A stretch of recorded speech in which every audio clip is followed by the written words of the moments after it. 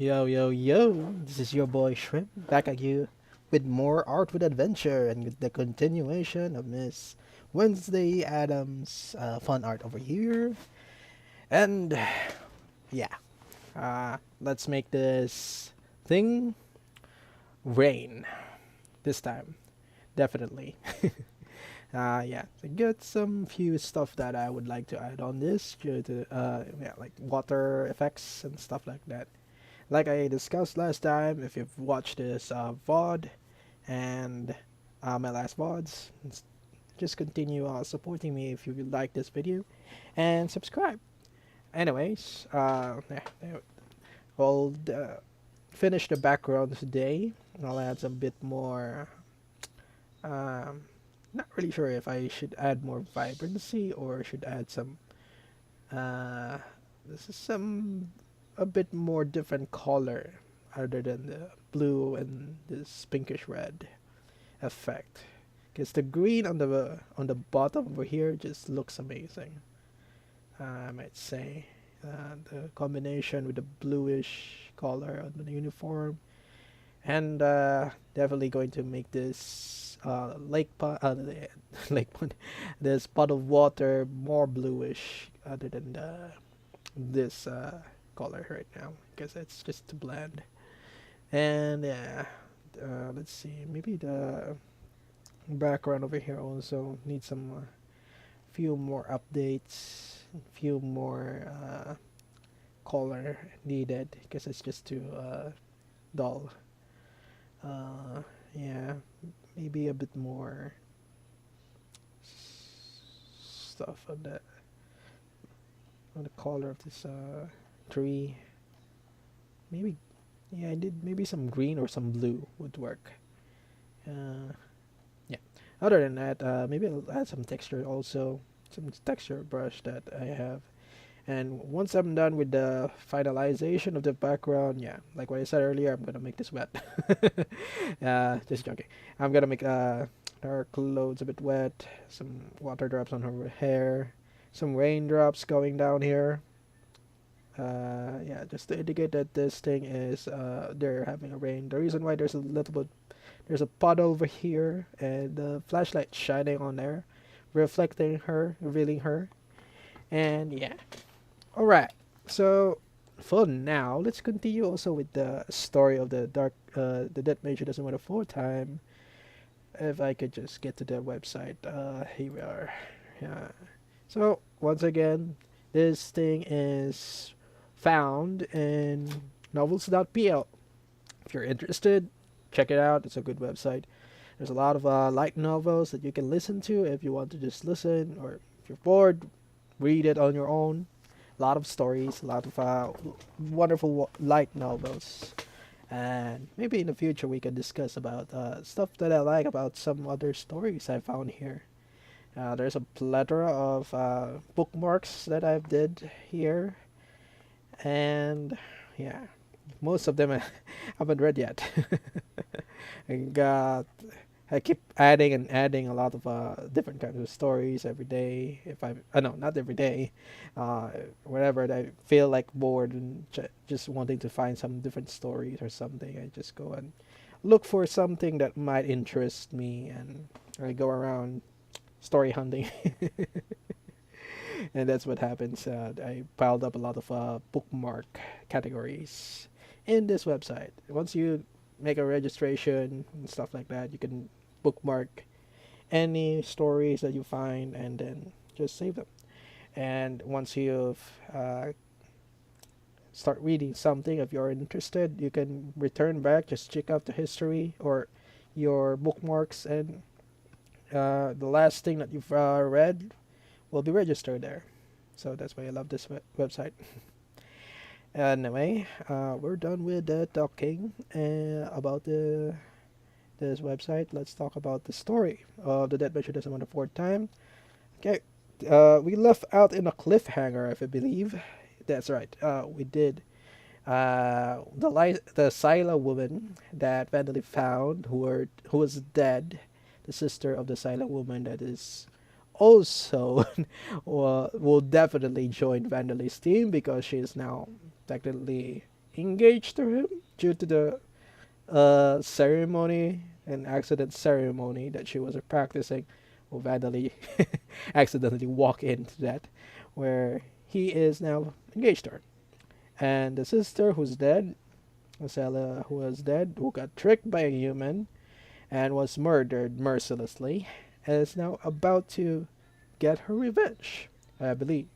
Because now she figured it out, or now Vandally managed to reveal the truth that it was the guy, the leader of the revolutionary, so-called half prince. I don't remember if he was a prince or something, or just one of the revolutionary leaders and stuff, with his brother, and they are the responsible people who killed a lot of Sila women, and these couples of I guess it was months in their timeline, and there was a lot of women that were killed, and now they're going to enact justice to these people.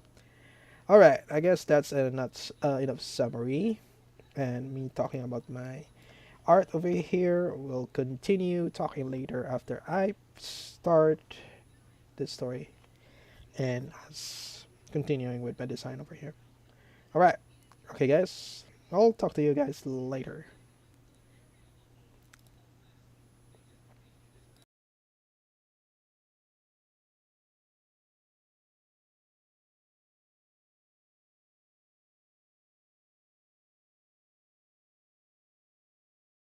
Chapter 112, Q. Is this a prisoner? A. No, it is live bait. Finding them took a lot of time, but once we found them, it was pretty easy work, wasn't it? Indeed. But I wonder what these guys were doing in a place like this that isn't even their base. Probably hiding from the enemy army. Even if they call themselves the Resistance, they're just rats. The vice-captain of the reborn Sauron Duchy army, Rick Paris, had been tied up on the ground. His handsome face twisted in frustration as he listened to the vampires conversing somewhere over his head. What a blunder. To think that vampires would come attacking. Rick and his men had been committing murders within the Sila territory to blame them on Aldo extremists and cause negotiations between the Sila and the Empire to break down. They had been hiding in a temporary hideout while waiting for their next murder. Rick's older brother Raymond, the commander, would travel around to each Sila village and persuade the chiefs. Meanwhile, Rick and his men would murder another Sila and blame it on enemy extremists, and Raymond would fan the flames of the Sila race's anger towards the Empire's army. That had been the plan, but their hidden base in the Sila territory had been attacked by vampires. Half of them were subordinate vampires, but the other half were noble-born vampires who could fly through the air and use high-level magic. Taken by surprise, Rick had been unable to put up any resistance. All but 2 of his men had been killed, and Rick himself had been captured. A male vampire with a thick jaw and a rough-looking beauty to his face, who seemed to be the leader of these vampires, laughed. After this, all we need to do is capture this guy's older brother. Heal the injuries of the ones who survived a little. The vampire's rouge-colored lips spoke with a female tone. Rick and his surviving companions looked at him with wide eyes, but the other vampires seemed to be accustomed to this. They didn't show any particular reactions and began carrying out his orders. With their injuries healed, Rick's 2 men became able to move. Despite having pale faces, they put up a brave front against the vampires. What are you planning to do to us, you beasts who betrayed the goddess? Things won't go as you plan. The commander will definitely avenge us. But these words that the 2 of them had mustered up their courage to say were nothing more than cliché jokes for the vampires. Rather than being displeased, the vampire leader's smile grew wider. I want to request something of you, he said. You're very lucky, your lives can be spared if you just do this one task. I want you to go to your precious leader and tell him, if you value your precious younger brother's life, come by yourself to the designated location. They're after you after all. For Rick, his older brother Raymond, born to a different father, was more than just an older brother. Despite possessing the blood of the Sauron family, Raymond was treated indifferently because he was the Duke's illegitimate child. And yet, he was more resourceful and charismatic than anyone else. He was the great man who should be ruling the Sauron Duchy.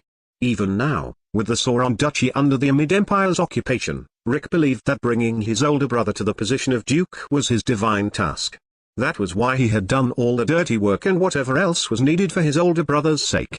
He held the Scylla in contempt for making no effort to fight for the Sauron Duchy despite Duke Sauron having acknowledged their right to rule themselves. But the real reason he had courted Scylla to make them yearn for him, tricked them, killed them and put their gruesome bodies on display was to use the Scylla race and help Raymond acquire the position of Duke. These were not only Rick's desires, but the desires of his surviving subordinates as well. "Don't," censored, "with me," one of them shouted in rage. "You homosexual bastard. Nobody's going to sell out the commander, Gar?" The vampire grabbed hold of the man's head with his large hand. "I quite like lively children, you know. I like them so much that it just makes me want to give them a love bite." He pulled the man to one side and thrust his thick, powerful fangs into him. The man gave a scream that gradually grew quieter. After he stopped moving, the vampire showed his corpse to the last of Rick's remaining men. "So, which are you? A lively child who wants my love bite? Or are you an obedient child who does his best with the work that's given to him?" the vampire asked, licking his lips that were now stained red with the man's blood. The last man nodded so violently that his neck looked as if it would be torn.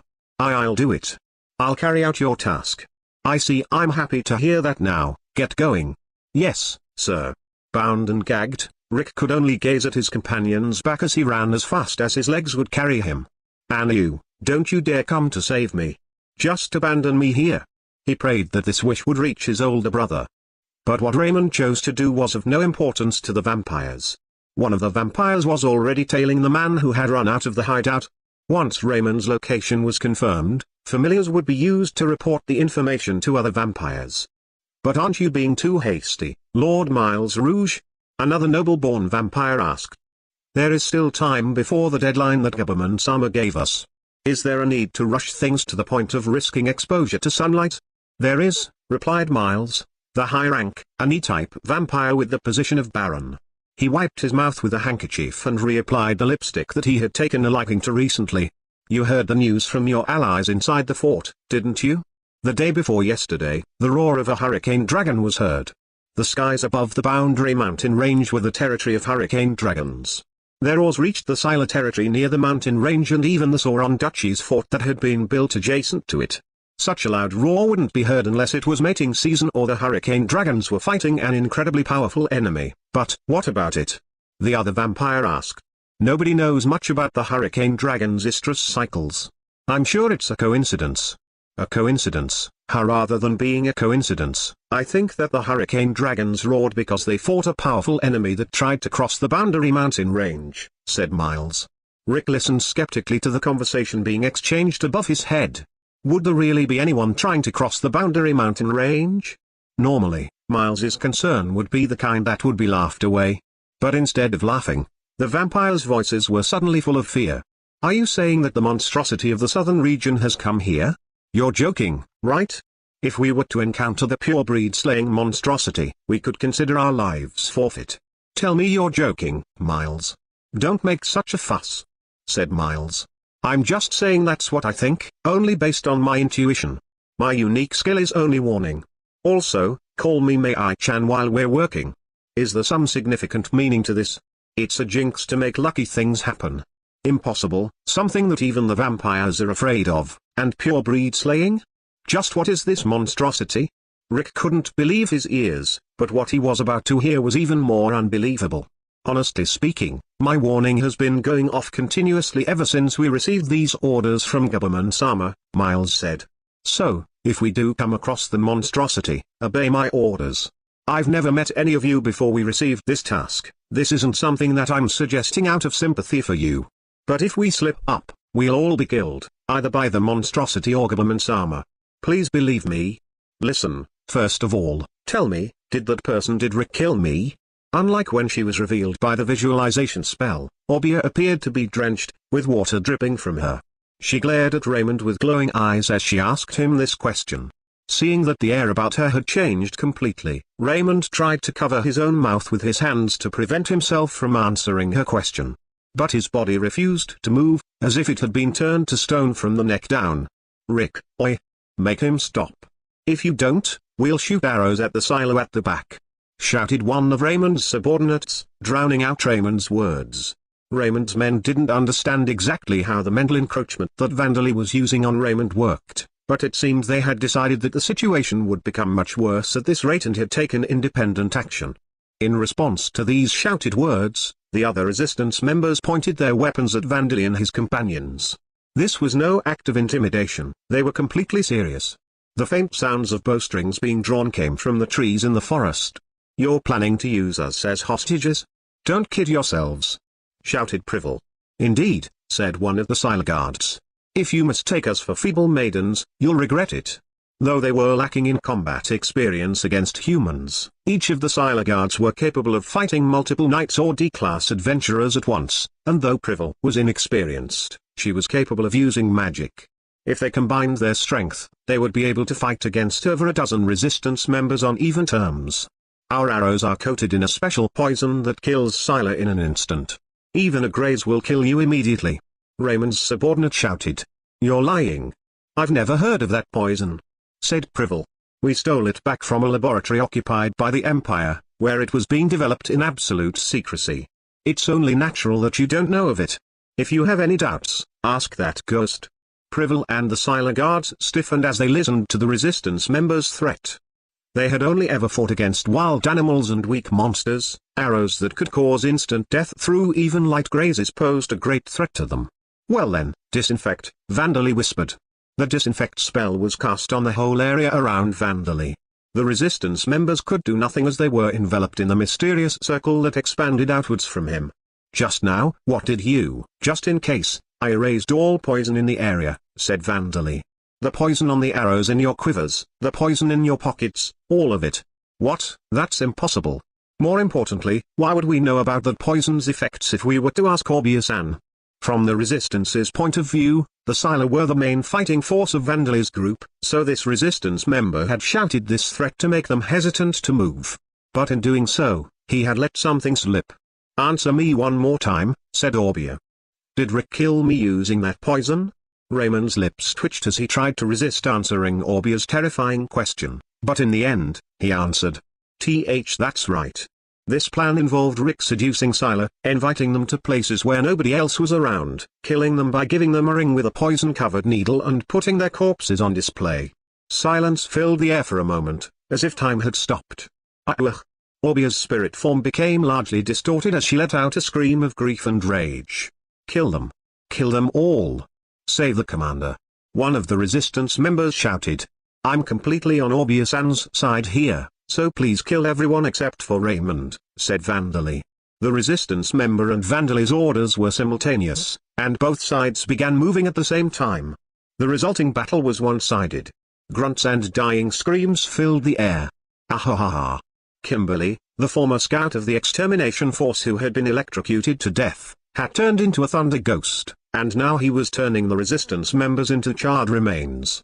Pete hissed as he appeared from within Vandali, skewering a resistance member on his horns and continuing his charge to sandwich his victim against a tree and turn him into a pile of broken pieces of flesh.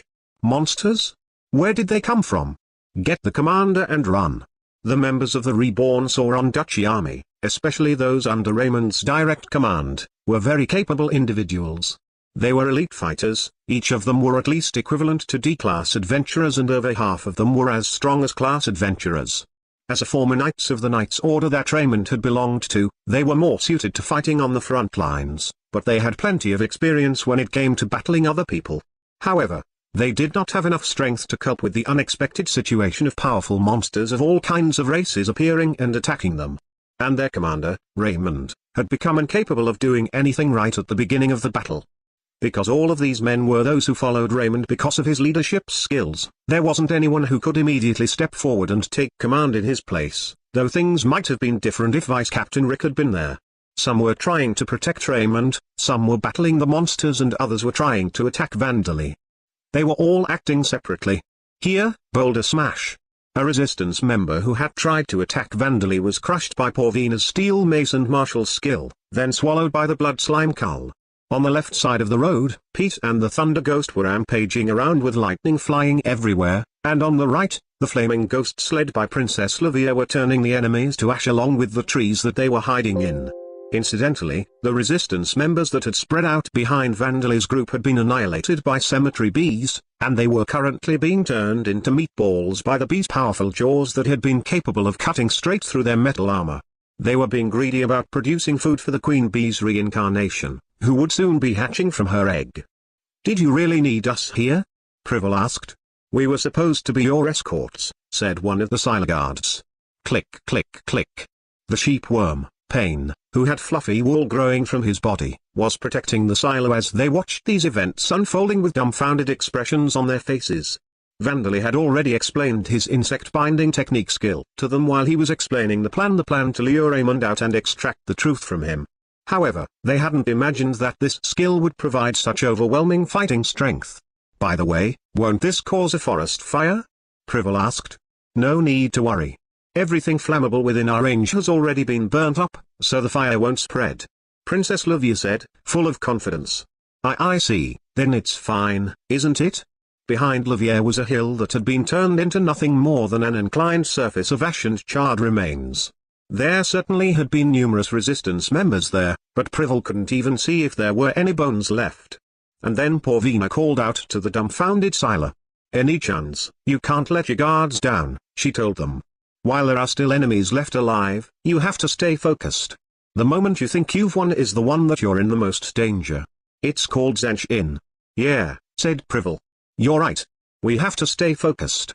Yes, it is not good for us to let our guards down." "Zanshin, huh? I understand." The aftermath of Livia and her ghost's battle was surreal, with even the burnt smell fading away.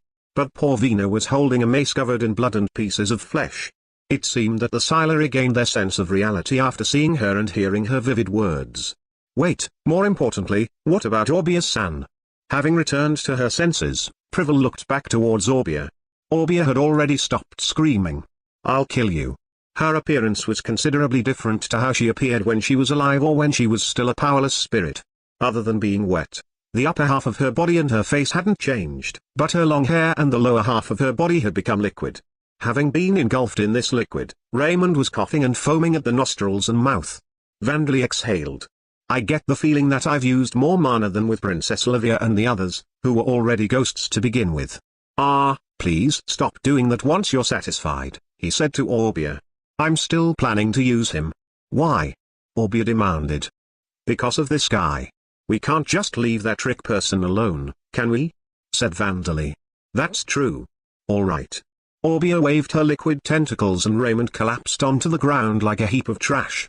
With the whites of his eyes showing, he coughed out water from his lungs. It seemed that he was mostly unconscious, but Vandali tied his hands and feet with threads just in case. "Looking into my eyes and trying to persuade me was a mistake, wasn't it?" Vandali murmured. Raymond had stronger willpower than the average person. He could even be described as tenacious. But the reason Vandali had been able to brainwash him with the mental encroachment skill in such a short amount of time was because he had been staring intently into Vandali's eyes to try and win him over. If he had talked without making eye contact, there would have been almost no effect. But it seemed that he had very much desired to have Vandali join him. He had been so focused on paying attention to Vandali's behavior that he had received the full effects of the mental encroachment skill. Pete had captured a resistance member alive and was carrying him over here, holding the man's clothes with his mouth. His legs were twisted in directions that they were not supposed to twist in, but perhaps his rage had numbed his pain. He managed to glare at Vandali without letting out a single scream. "You bastard! How dare you do this to the commander, to everyone!" the man shouted. "Commander Raymond is pivotal to the resistance movement. Can't you understand that killing the commander would only make the Empire's army happy? That's why I've stopped him from being killed for now, isn't it?" said Vandali. "For now? Release him, right now. Because you are too focused on supporting the Sila, you are losing sight of the bigger picture. Rather than regret the sacrifices of the few, you must consider the many, Liak." "What are you, Car?" Vandali licked the wide-open eyes of the man, and the man collapsed onto the ground. "Did you kill him?" Privel asked. "No, that's too troublesome, so I just administered a poison that stops him from moving through his eyeballs." "He can't move, but he's fully conscious," said Vandali, having thought that conversing with the man would be a waste of time. Putting his tongue back in his mouth, he approached the motionless man and whispered into his ear. "I will have you do something for me.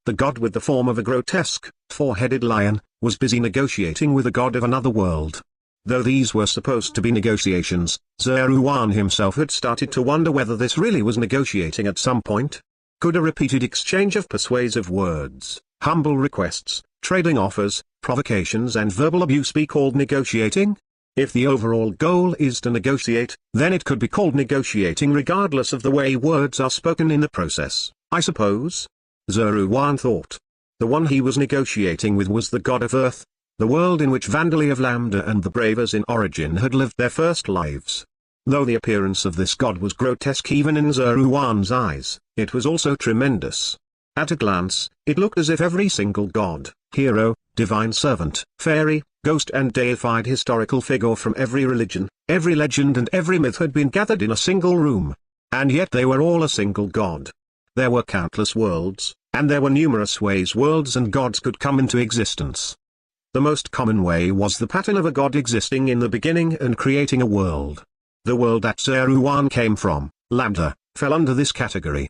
The second most common was a god from another world leading his followers and migrating to an already existing world. The demon king Eugeranes had led the evil gods in an invasion on the world of Lambda. If he had emerged victorious, Lambda would have fallen under this category. And the least common was the one that applied to Earth. Living organisms would spontaneously arise in an already existing world, evolve, and then the god would be created by the religions of those organisms. In a way, it was the purest form of religion. Judging from this, we must also consider our position. You are too noisy. Silence. I want to request you to do something about it. Just like this, I beg of you. That was why the god of Earth was troublesome and complicated in various ways. It could be bluntly described as someone with a huge number of personalities, with all of those personalities constantly displaying themselves at once. And his divinity only grew as the people of Earth prayed to new gods.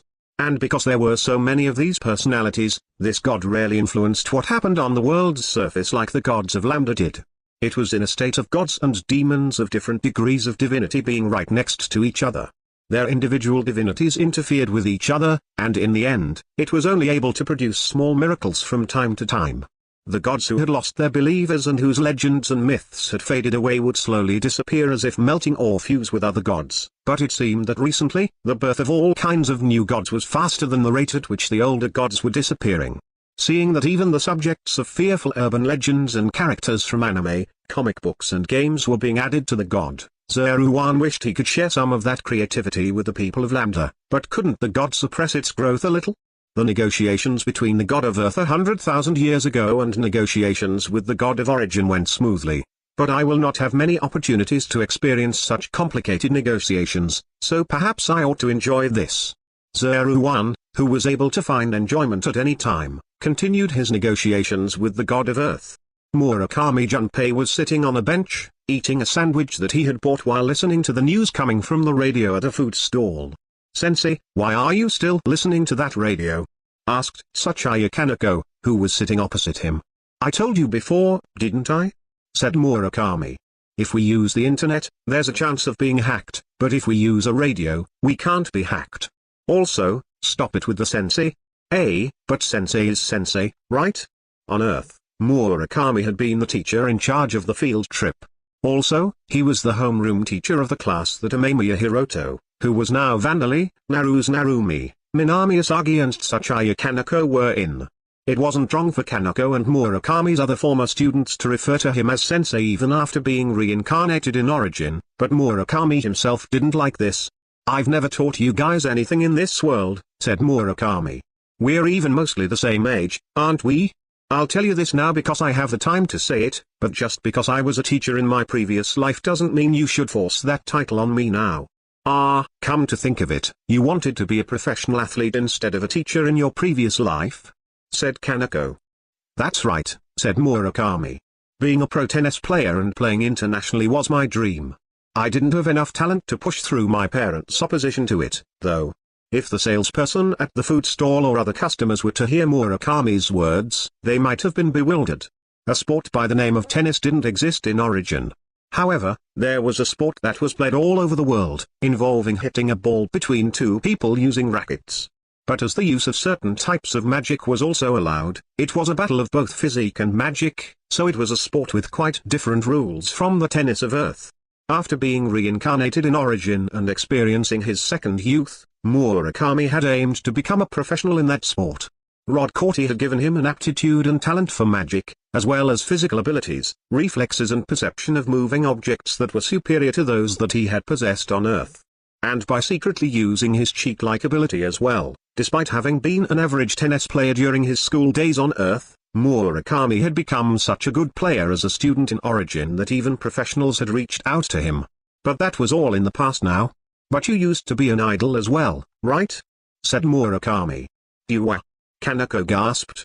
You're going to bring that up, sensei? I'm not your sensei, said Murakami.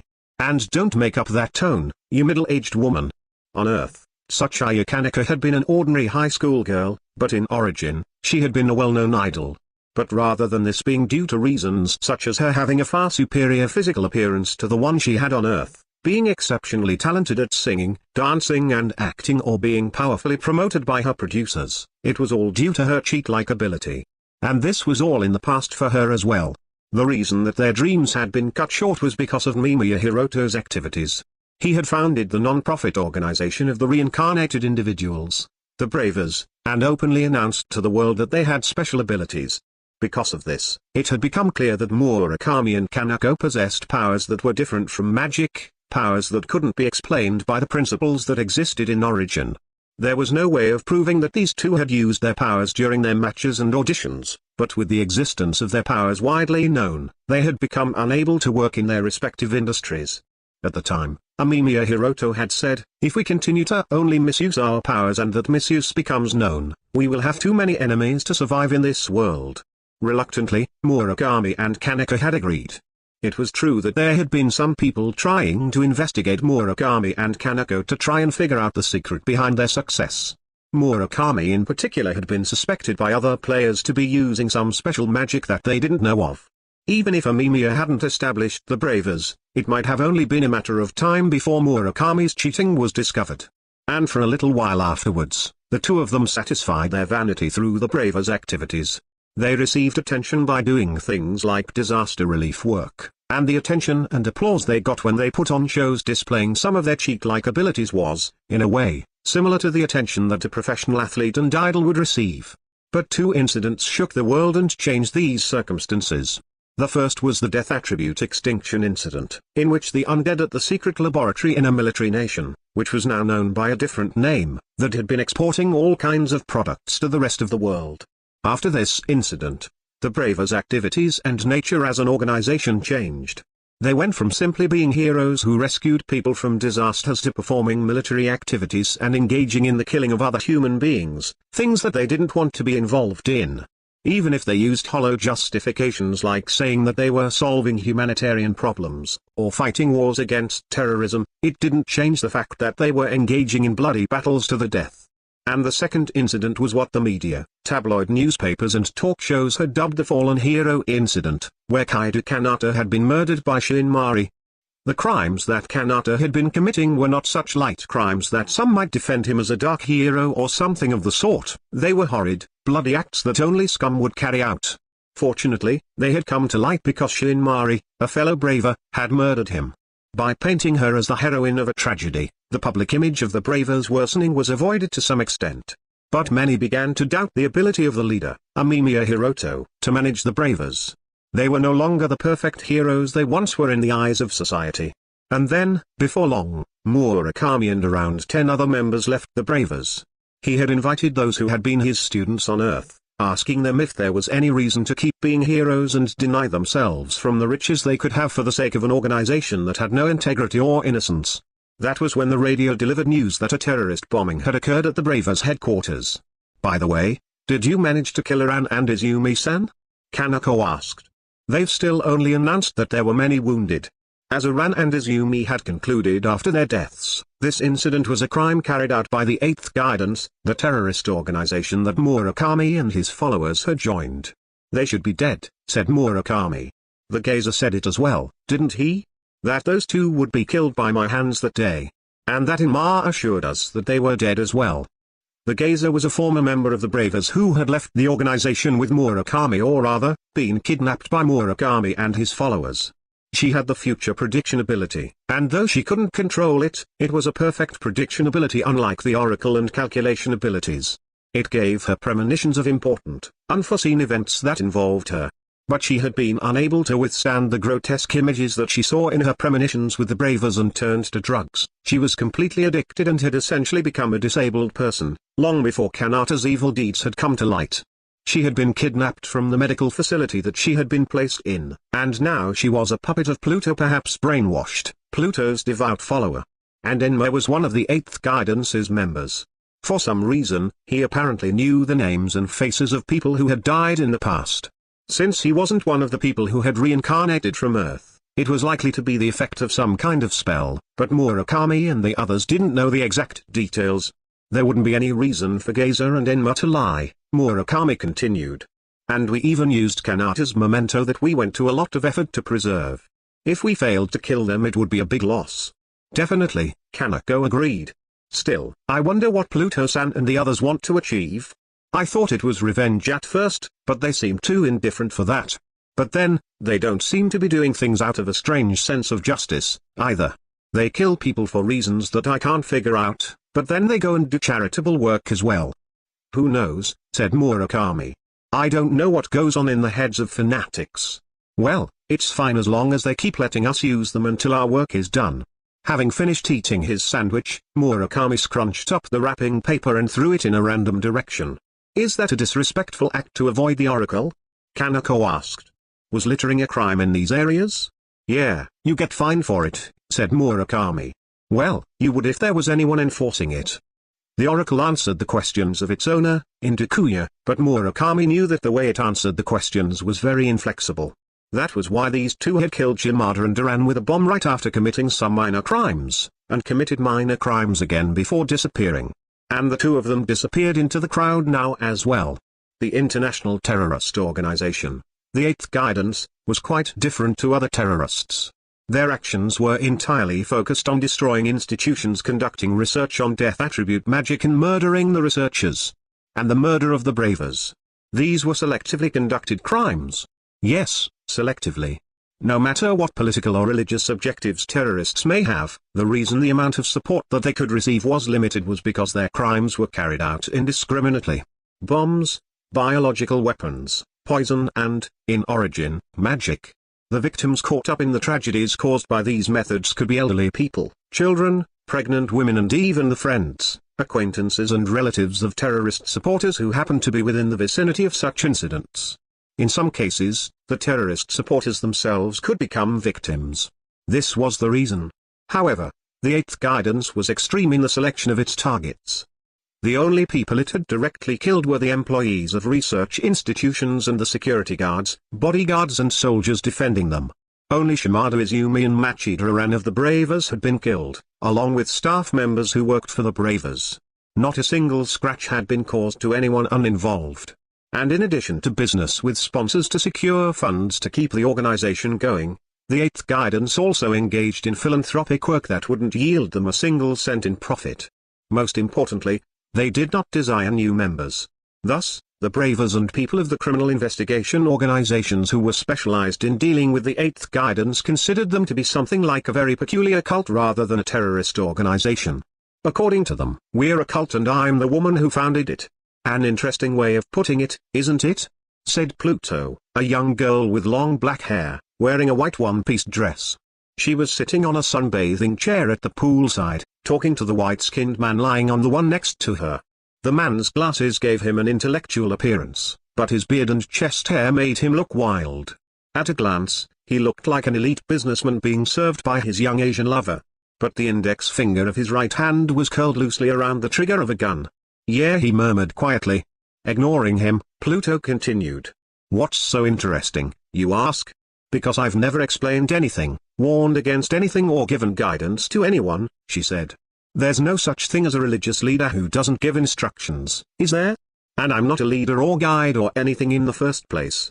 I am treated preciously because my body is frail, and I am relatively attractive, so there are simply a lot of opportunities for images of my face to be sent to the media and displayed on the internet. And because you're so free, you do some work using your brain and have your say in all kinds of things. Then you're a leader, a man said as he appeared. His head from his forehead to the back of his head appeared to be swollen, and he was carrying a baby that seemed to be unconscious. There was a severed tube hanging from the child, swaying back and forth. Jack, that child is next? Pluto asked. Yeah, I suppose it has cerebral palsy. I don't know the details, but just like Jack, it's a friend that is neither dead nor alive. Then say farewell to that friend, said Pluto. As Pluto pointed her white hand towards the baby, something resembling black smoke rose from it and was absorbed by Pluto's hand. Yeah, I'll say farewell. See you, said the man called Jack before disappearing silently with the baby still in his arms.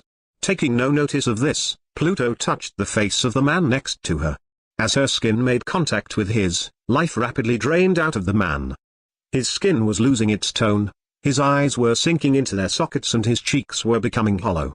Stop it, the man gasped. We won't get involved with you people, the 8th guidance, anymore. I'll turn over a new leaf. I won't kill anyone ever again, I swear, so please don't suck any more from me. He was an assassin hired by a certain rich person, with orders to kill Pluto and retrieve her dead body.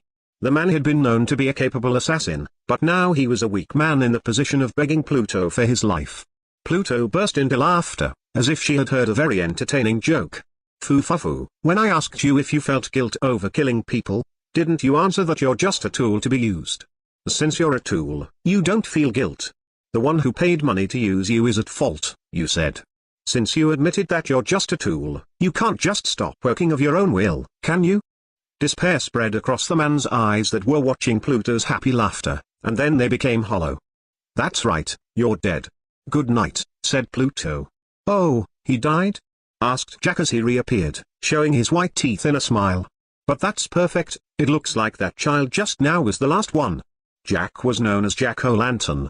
Just like the Jack who tricked the devil and wasn't accepted by heaven or hell, he wandered the world, or rather, he moved around the world as if he could use the space attribute spell, teleportation. However, his teleportation destination could only be beside members of the 8th guidance or those who were seriously ill in unconscious states, with not long left to live. However, he was also able to teleport with the patients, and then return them to the place they originally were. He had just done that, bringing a terminally ill baby here before returning it. That was the last? But I wanted to gather a little more death. Pluto. By stealing the death and vitality of others, she could heal those who were on the verge of death and push the cost of this act on another person's vitality. The truth was that most of the philanthropic work conducted by the 8th guidance, as well as the medical treatment that gained them funds from its sponsors, was done through this power of Pluto's. Still, you're horrible. Did you forget that I said that I'll be using it later, so you shouldn't suck up so much? Complained the man who was supposed to be dead as he got up.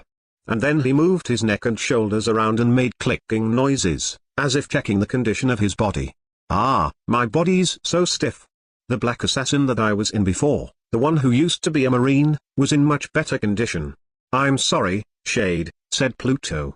That one is white and has bad eyes, so I didn't think you'd like him anyway. His eyes? I don't think they're that bad, but these glasses are just for show, huh? They're a prop for his disguise. The assassin, or rather,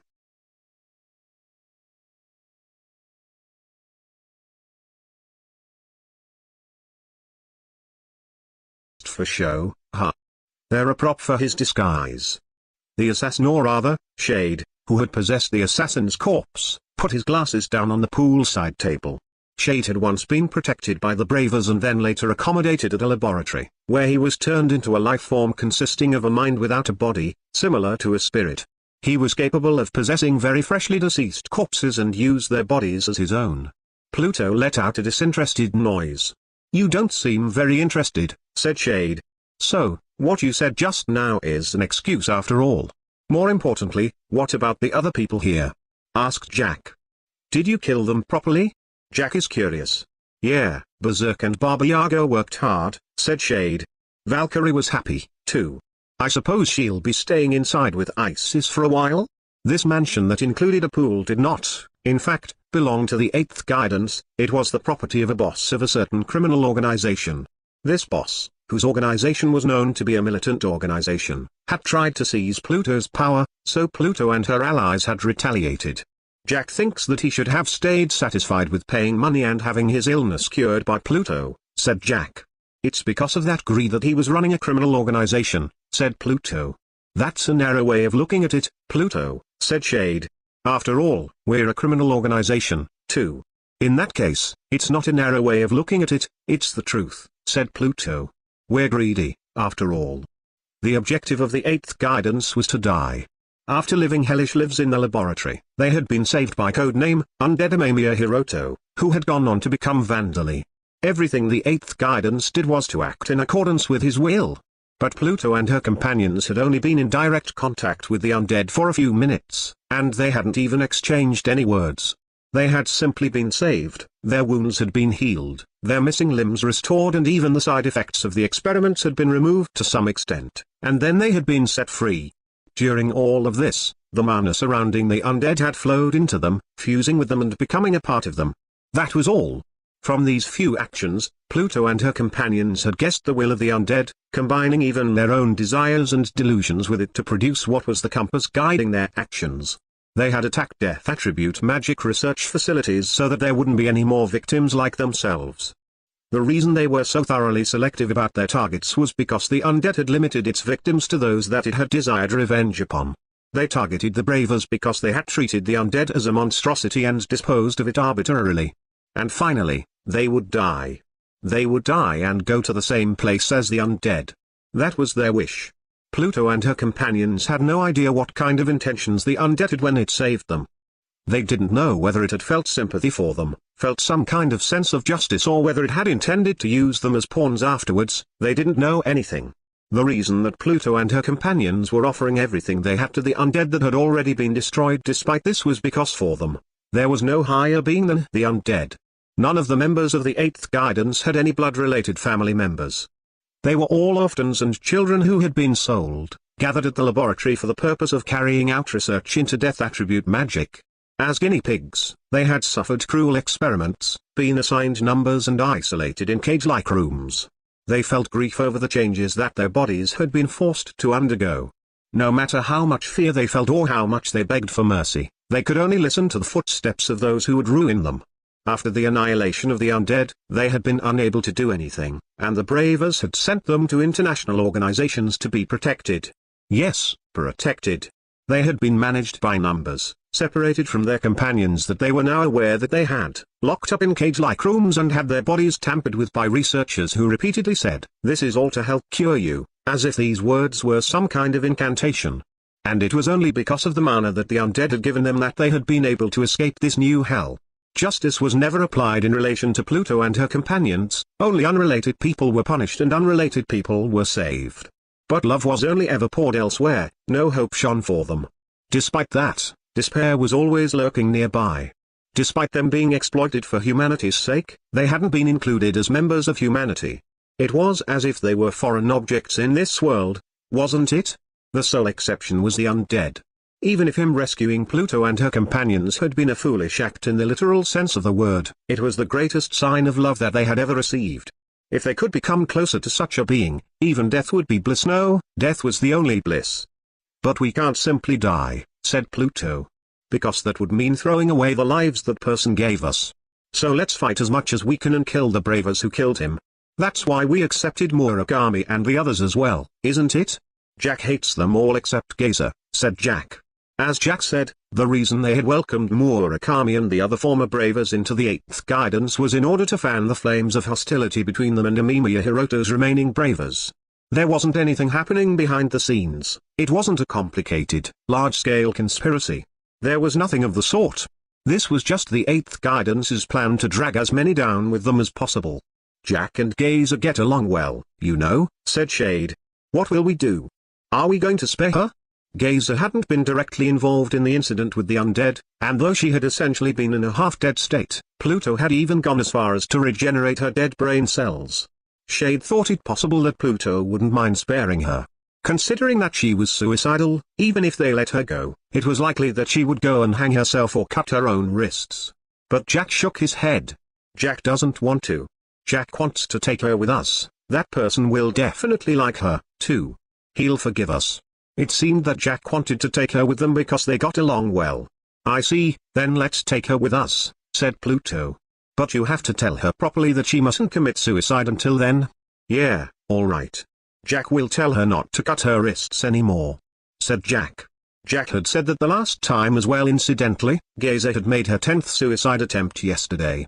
Pluto and her companions were actually impressed that she hadn't died for real yet. Has Inma confirmed that the one who died is the real boss and not a double? Asked Pluto.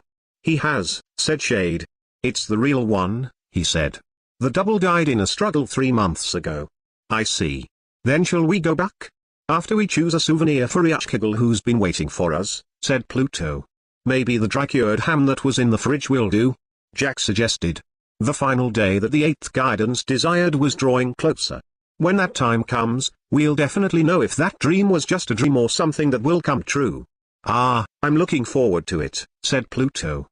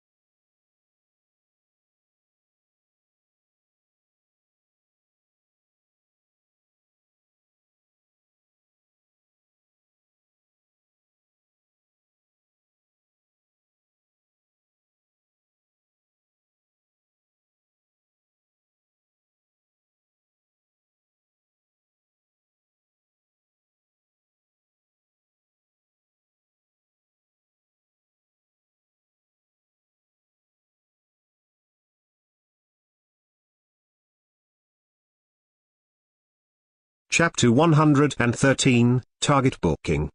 Vandali and his companions returned to Perivale's village, explained that they had captured Raymond alive and spread this news so that the village would be wary of the reborn Sauron Duchy army. And while Perivale and the others were comforting Orbia, who had become a ghost, Vandali headed to the village's job-changing room. So you're the child that Privel chose. Children are so precocious these days, said a man who greeted Vandali at the boathouse where the job-changing chamber was. This man was Privel's uncle, the younger brother of Perivale's most recent husband who possessed the blood of King Sauron. He was a human with green hair and eyes that were unusual for his race, around his late middle-age years. Vandali had the feeling that his eyes and features resembled those of Privel and her cousin Orbia, but he was a gentle-looking man and it was difficult to imagine that he possessed the blood of a royal family. Rather than being chosen, I didn't know about that ritual, said Vandali. That is also a rather classic way to meet, said Privel's uncle. It seemed that approaching and calling out to Scylla while being unaware of the Scylla courting ritual was a classic beginning to a romance. Using an example from Earth, it was a cliché equivalent to a transfer student turning a corner and colliding with a girl who was on her way to school. Those are just old folk tales now, though, Privel's uncle added. Adventurers who come around here to complete requests and merchants who come to do business all know about it. But if you came from the other side of the boundary mountain range, I suppose you couldn't help not knowing. By the way, this is a bit late, but please take care of Orbia. Isn't she your niece? Vandali asked. Yeah? I personally thought it would be better to tell her that later, you see, said Privel's uncle. Even my brother was mindful of it, because she was a daughter who came so late. But Orbia doesn't have anyone other than you now, does she? In fact, now that Orbia had become a ghost, the only ones who could keep her company other than Vandali were other undead. Normal spiritualists apparently made sure not to get too involved with spirits and undead. By becoming a rank 4 water ghost, Orbia had already become unable to return to the circle of transmigration of her own will. She could only linger in this world, or be purified exterminated. And most importantly, Vandali's mana was essential for her to maintain her sanity. Vandali had never explained this, though. Perhaps Privel's uncle had somehow sensed that this was the case. I don't know what she was to the resistance, but to me, she was like a kind older cousin, Privel's uncle continued. She played with me a lot when I was a child. I want you to support her in the years to come. I think I'm the one who will be supported by her. But I will do my best for as long as I'm alive, said Vandali. Yeah, I'm counting on you. As I thought, children these days are precocious, no, dependable. The two of them exchanged a handshake and then Vandali entered the job-changing room. Perhaps because the pattern stayed the same despite a difference in races, or perhaps because the Siler had made it easy to use for the men as well as the Siler. The job changing room was the same as the job changing rooms in other places. Now then, will there be new ones? Vandali wondered. With the experience points from the rank 10 Hurricane Dragon and the reborn Sauron Duchy army, Vandali had finally leveled his Demon Guider job to level 100. Vandali reached out and touched the crystal.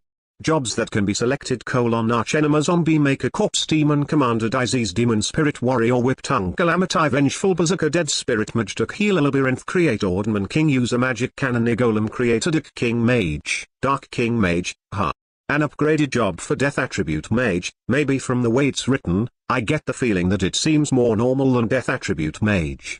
Not that I think there's much difference. So then, what should I choose for my next job? The only remaining jobs were dangerous sounding jobs and upgraded jobs like Golem Creator and Dark King Mage. One of the upgraded jobs would likely offer him more bonuses to everything. However, being upgraded jobs, it seemed that they would be difficult to level. And the other jobs were almost certainly jobs that were related to Vandali's current skills. And Vandali was planning to register at the Adventurers Guild in a way that his status wouldn't be seen, by using the Commerce Guild. It probably wouldn't be a problem to take a few dangerous sounding jobs. Change jobs to Archenemy. You have changed jobs to Archenemy. Strengthened attack power while unarmed has increased to medium. You have acquired the unique skill Hostility. Name, Vandali. Race, Damper. Dark Elf. Age, 8 years old. Title: Ghoul King, Eclipse King, Second Coming of the Demon King, Guardian of the Cultivation Villages, Holy Son of Veda, Monstrosity, Scale King, Tentacle King. New job, Archenemy. Level 0. Job history: Death Attribute Mage, Golem Transmuter, Undead Tamer, Soul Breaker, Venom Fist User, Insect User, Tree Caster. Demon Guider attributes: Vitality, 1566 mana, 1,061,886,667, plus 212,377,333 strength, 729 agility, 648 stamina, 928 intelligence, 1,909 passive skills: Superhuman Strength, Level 5 Rapid Healing, Level 8 Death Attribute Magic, Level 9 Status Effect Resistance, Level 7 Magic Resistance, Level 5 Dark Vision Demon Path Enticement, Level 1 Chant Revocation, Level 6 Guidance, Demon Path, Level 3, Level Up. Automatic Mana Recovery, Level 6 Strengthened Subordinates, Level 6 Venom Secretion, Claws, Fangs, Tongue, Level 5 Enhanced Agility, Level 3 Body Expansion, Tongue, Level 5 Strengthened Attack Power while unarmed, Medium, Level Up. Enhanced Physical Ability, Hair, Claws, Tongue, Fangs, Level 4 Thread Refining, Level 3 Mana Enlargement, Level 2 Active Skills, Bloodwork, Level 3 Surpass Limits, Level 7 Golem Transmutation, Level 8 No Attribute Magic, Level 7 Mana Control, Level 6 Spirit Form, Level 7 Carpentry, Level 6 Engineering, Level 4 Cooking, Level 5 Alchemy, Level 6, Level Up. Unarmed Fighting Technique, Level 6 Soul Break, Level 8 Multicast, Level 5 Long Distance Control, Level 7 Surgery, Level 5, Level Up. Parallel Thought Processing, Level 5 Materialization, Level 4 Coordination, Level 4 High Speed Thought Processing, Level 4 Commanding, Level 4 Plant Binding Technique, Level 4 Thread Reeling, Level 5 Throwing, Level 5 Scream, Level 4 Dead Spirit Magic, Level 4 Insect Binding Technique, Level 4 Blacksmithing, Level 1 Artillery Technique, Level 3 Unique Skills, Godslayer, Level 6 Grotesque Mind, Level 6 Mental Encroachment, Level 5 Labyrinth Construction, Level 6 Demon King Fusion, Level 3, Level Up. Abyss, Level 2, Level Up. Hostility, New. Demon King Fragments, Bloodhorns Suckers Ink Sacs, Curses, Experience gained in previous life not carried over, cannot learn existing jobs, unable to gain experience independently. Finally, my base mana has surpassed 1 billion. And I keep gaining more unique skills. Hostility, is it a bad pun? What should I do if it's a skill that makes lots of people hostile towards me? As Vandali hesitantly left the room, everyone was no different from usual, so this seemed to have been a needless worry. Jobs that sound bad are bad for the heart after all, Vandali thought. You mustn't swindle people, said Vandali. You can't, said Porvina. The two of them were scolding Haj and the other fake resistance members, who were trembling in fear. Vandali and his companions had returned to the camp. They were waiting for Rick, Orbia's murderer, to be drawn out by Raymond, whom they had taken hostage. Meanwhile, Vandali had turned Marduk's extermination force who had attacked the fort while he was away into undead while brainwashing the survivors. The other reason they had returned was so that Vandali could use the small dungeon to return to Taylorsheim and bring Luciliano here, who would be doing some work on the captive Raymond. After quickly turning the dead into undead and brainwashing the survivors, including Marduk himself, Vandali had gone to hear the stories of Haj and his companions and finally discovered that they were fakes. It's true that you people are different from bandits. You didn't forcibly take money and goods from the villagers and supporters, nor did you kill them. You just accepted what was offered to you, said Vandali. But what those villagers offered you were certainly not excess things that they had in reserve. Am I wrong? He was lecturing Haj and his companions in an indifferent tone. He hated swindlers in general. It was true that those who were fooled had left themselves open, but it didn't change the fact that the ones who were doing the fooling were the most at fault. Before he learned to use death attribute magic, Vandali had simply been someone with a large amount of mana. Haj and his companions reminded him of the researchers in Origin who had whispered sweet-sounding words to him, saying that they would set him free if he put in more effort. But do I have the right to speak badly of swindlers now? Vandali wasn't without his doubts. And these people being petty swindlers was better than them being bandits. However, they had fooled Yamato and Rapisage, so Vandali didn't feel like settling things for free. But Haj didn't have the eyes to see through the inner thoughts behind Vandali's expressionless face and flat tone of voice. You brat, getting so full of yourself just because I stayed quiet. We didn't become fake members of the resistance because we wanted to. Haj shouted as he got to his feet without thinking, enraged by the morality speech that was being delivered to him indifferently. A brat like you wouldn't, what? Poor Vina stood up, towering over Haj and giving him a gaze that pierced right through him. Despite her height of 2.5 meters, she was just a girl, less than 10 years of age, if one ignored her size. She wasn't very intimidating. However, her hand was gripping the handle of a steel mace that would likely crush Haj's head like an eggshell. What were you going to say? Poor Vina asked, giving her mace a few practice swings while eyeing Haj's head. It's nothing. Haj squealed. Then sit down, okay? Or do you want me to make you sit down? Poor Vina was still continuing her practice swings. I'll sit down. With his words being misarticulated because he was trembling so much, Haj sank down onto the ground. But poor Vina didn't stop her practice swings. The reason Haj and the other fake resistance members were trembling violently was because they were scared of everyone, including poor Vina, but excluding Vandali. Vandali wasn't impressive, in fact, his presence was hollow. The eyes of Haj and his allies couldn't measure him. However, everyone else's anger was very easy to see. Let's just clobber them, said poor Vina, angry that her close friend Rapisage had been tricked by these people, swinging her mace that would clearly make a splatting sound rather than a clobbering one. Fakes, no good? No, imposters, no. Yamato and Rapisage were burning with a sense of guilt over their failure. Yamato was groaning and slithering around Haj and his companions while Rapisage produced physical sparks loudly with her ogre hands and feet. Ha ha ha, there, everyone. Let us be amicable about this. Botchan, may I hold their hands and take them for a run? Asked Sam, his shining crimson eyes glaring at Haj and his companions. You are the one being the least amicable, father, said Saria. If they held your hands and went for a run, they would be smashed and scraped all over the place, wouldn't they? Well, I get the feeling that he wouldn't really care about that, though, said Rita. Though Sam's daughters were stopping Sam with their words, they didn't really seem to have any desire to defend Haj and his companions. Haj and his companions realized that Vandali, who had been scolding them indifferently, was the calmest of them all, and the only reason they were alive was because he was the one in charge. Incidentally, Belmont seemed to think that apologizing to Vandali was more important than giving Haj and his companions a harsh glare. She wasn't even looking at them. My apologies, Dana-sama, she said. It is all my fault for not being able to see that they were imposters. I am willing to accept any punishment. Then as punishment, I'm going to brush your tail, said Vandali. That sort of thing is not something that you should be doing, Dana-sama. Punishments are, then change jobs to be a maid. Dana-sama. Anything but that. I cannot dress myself in such a way. It would definitely suit you, Bellman-san, said Rita. Rita, That's not the problem here, said Saria. In the end, Belmont received her punishment of having her tail brushed while in tears. As Vandali performed this task skillfully, Darsa, who was visible through the visualization skill, began persuading everyone regarding Haj and his companions. Calm down, everyone, she said. There are a lot of things that we've learned by saving Haj-san and his friends. And I think that these people had their own circumstances, too. It seemed that Darsa felt sympathy for Haj and his companions and wanted to bring things to a peaceful conclusion.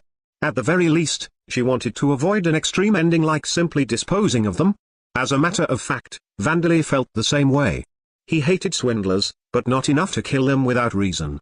Even in Lambda's societies, swindlers would not be sentenced to death unless they were swindling nobles or royalty.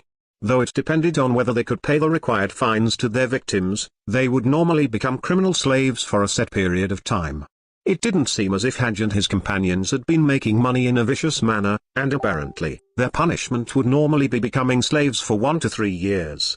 The Amid Empire's army that currently ruled the Sauron Duchy had treated them as resistance members before swindlers, so they might execute them to set an example, however.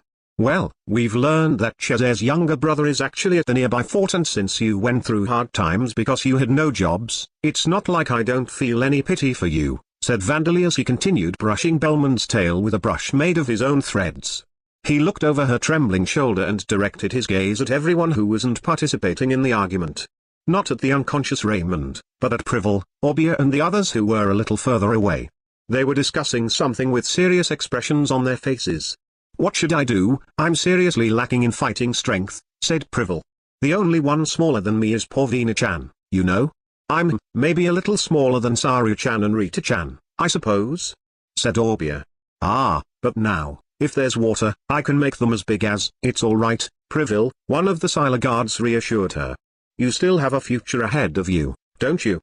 Even with a future, it's impossible. That person called Belmont or something. She looks bigger than Mother, said Privel. Don't lose heart, Privel. You have the prided lower bodies of us Sila, don't you? Oh yeah. Even if I can't win with my upper body, I have my lower body. Each of the Sila were bending their 8 tentacles back and forth as they talked. Vandali and the others were a little concerned over the topic of their conversation. Vandali, those Sila people? I can somewhat understand the ghost girl, but what's your relationship with the living ones? Darso asked.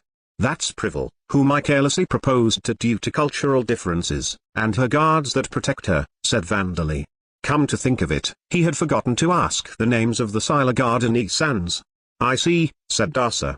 After your father and I met, he said he'd done bad things to girls in the past and regretted it, so make sure you don't have regrets like that. Yes, Mom, said Vandali, nodding to his mother's educational advice. Before that, I think you should stop getting more, said Porvina from behind him, offering a reasonable opinion. However, she didn't really seem to have much desire to stop him. Meanwhile, Belmont slipped away from Vandali's brushing and called out to Privel. Excuse me, it seems that Dana-sama has something that he would like to ask. Ah, yes, said Privel. Nice to meet you, I'm Privel, please treat me well. But I won't lose to you when it comes to the number of legs. Yes, I am completely defeated, said Belmont. Leaving that aside, it seems that Dana-sama has something that he wishes to discuss. Said Privel. What is it, Van-kun? She approached Vandali with a bright smile on her face, twisting her tentacles in circles. Do you have anything on this Haj and his friends? Vandali asked. These people? Nothing in particular, I suppose, said Privel. Even if they were acting as fake resistance members in nearby villages and towns, they never came into our territory until now, did they? For the Sila, who divided the world into the land within their territory and the land outside it, even nearby villages and towns might as well have been in another world. It seemed that they didn't think much of the actions of Haj and his companions.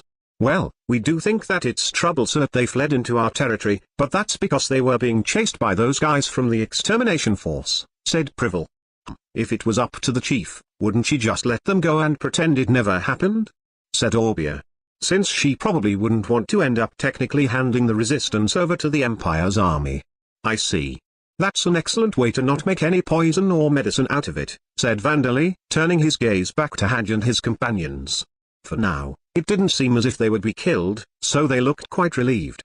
Their trembling and cold sweat subsided. Then let's make some medicine, shall we? said Vandali. As he spoke these words, Haj and his companions' faces snapped upwards again. Medicine? Haj shouted.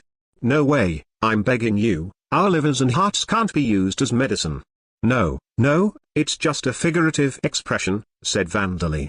I'm going to assign you instructors and turn you into great, real resistance members. Instructors? Haj repeated. For people like us? I feel bad for saying this, but we don't have combat-related jobs, and even when it comes to fighting skills, some of us only have level 1. It's alright, said Vandali. There are a lot of exceptional instructors in our kingdom.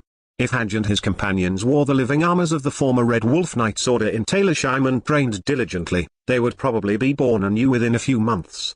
Ordinary citizens had raised spear technique and archery to level 2 within 10 days. With several months of strict training, wouldn't they become at least as strong as D-class adventurers?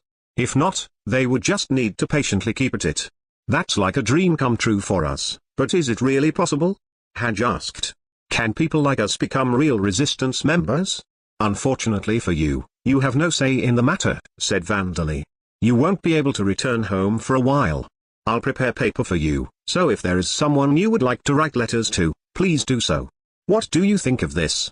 As Vandali looked around at Drape.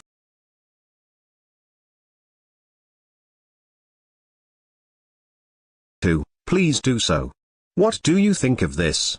As Vandali looked around at Rapisage, Yamato and everyone else who had been angry at Haj and his companions, it seemed that they didn't have any particular complaints. They seemed satisfied. It was kind as far as punishment goes, but Haj and his companions would be forced to go through strict training forever as long as they were unable to improve, which would possibly be a harsher lifestyle than that of some slaves. With a timing as if it had been waiting for the problem to be resolved, a red fruit was offered out to Vandali. Eat, groaned a green-skinned woman. Ah, thank you. By the way, who are you? Vandali asked, looking up at her in confusion. He couldn't tell whether what the woman was wearing was clothes or textured armor. You don't know? Privel cried incredulously. She's been there the whole time, so I thought she was your friend, Van Kun. Vandali thought that the green woman could do with some more muscle, but she had the kind of attractive figure that would cause men to ogle her and reach their hands towards her. Her face was well featured, she was a seductive, beautiful woman in between her mid-20s and early 30s with slightly drooping eyes. With this appearance, one might assume that she was a popular prostitute who had painted her skin and put on strange clothes to match the taste of a customer with peculiar tastes. However, her back was covered in bark instead of skin, and branches were growing from it. Those branches were growing red, apple-like fruits, one of which was now in Vandali's hand. Vandali tried eating the fruit that had been handed to him by this beautiful woman who was clearly not a normal person. Judging from this super hard texture and abundance of sweet juices, it's Ison, isn't it? He said. Oh, eat, Ison groaned. The truth was that the spirit of Dione, a middle-aged woman who had sold apples in the city of Niaki, had gone through all kinds of changes to become Ison. Seemingly happy that Vandali had known who she was, she wagged her cow-like tail from side to side, plucked another fruit and offered it to Vandali. Munch munch, by the way, why do you look like this now? Did your rank increase? Vandali asked. Yes, it seems that she transformed during the battle, said Belmont. Incidentally, Marduk, the captain of the extermination force, had been struck by the fruit during the battle. He was currently still unconscious, with his nose and both his upper and lower front teeth horribly broken. Perhaps his jaw had been crushed as well? So, everyone was wondering what Ison-san has become after her rank increased, said Dasa. Since she has separated from her tree completely, she seems to be different from a dryad. She clearly does not appear to be an int-type monster, and even if we ask Ison herself, she only says, eat, so we cannot figure it out, said Belmont. Don't you know something about it? Ritu asked. Even when I cast appraisal, I can't figure out her race title. It's probably a new race, said Vandali. With that being the case, I need to give it a name. What should I name it?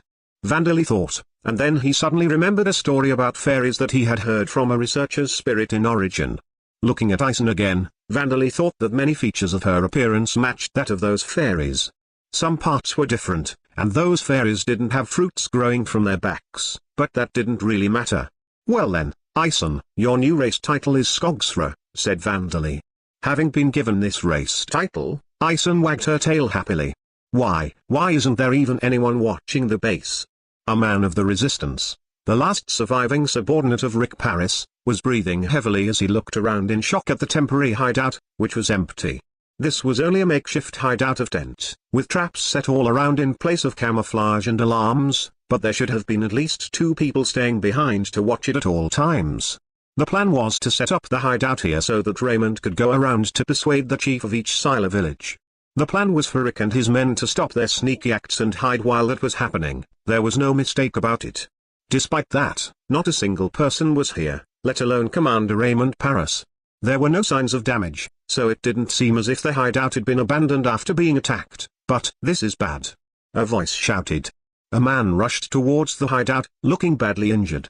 Rick's subordinate thought it was an enemy at first, but seeing that it was an ally that he knew, he gave a sigh of relief and stopped his hand that had been reaching for his weapon. But in the next moment, that feeling of relief stopped. "Commander Raymond has been taken captive by a damp," said the wounded man. "They said that if we want him back, Vice Captain Rick and all of the people involved in the conspiracy against the Sila must come to a designated location. If we don't hurry, Commander Raymond is going to be killed." "What? Vice Captain Rick has been abducted by vampires. They said that Commander Raymond needs to come alone to a designated location if we want to save him. What are we supposed to do?" The 2 men shouted simultaneously. It was an unbelievable turn of events. Each kidnapper had requested the other hostage in return for their own. Unbeknownst to the 2 surviving resistance members, the vampire-serving Gubberman, who had been tailing one of the men, and Vandali, who was watching through the lemures that had been tailing the other, were both very troubled by this development.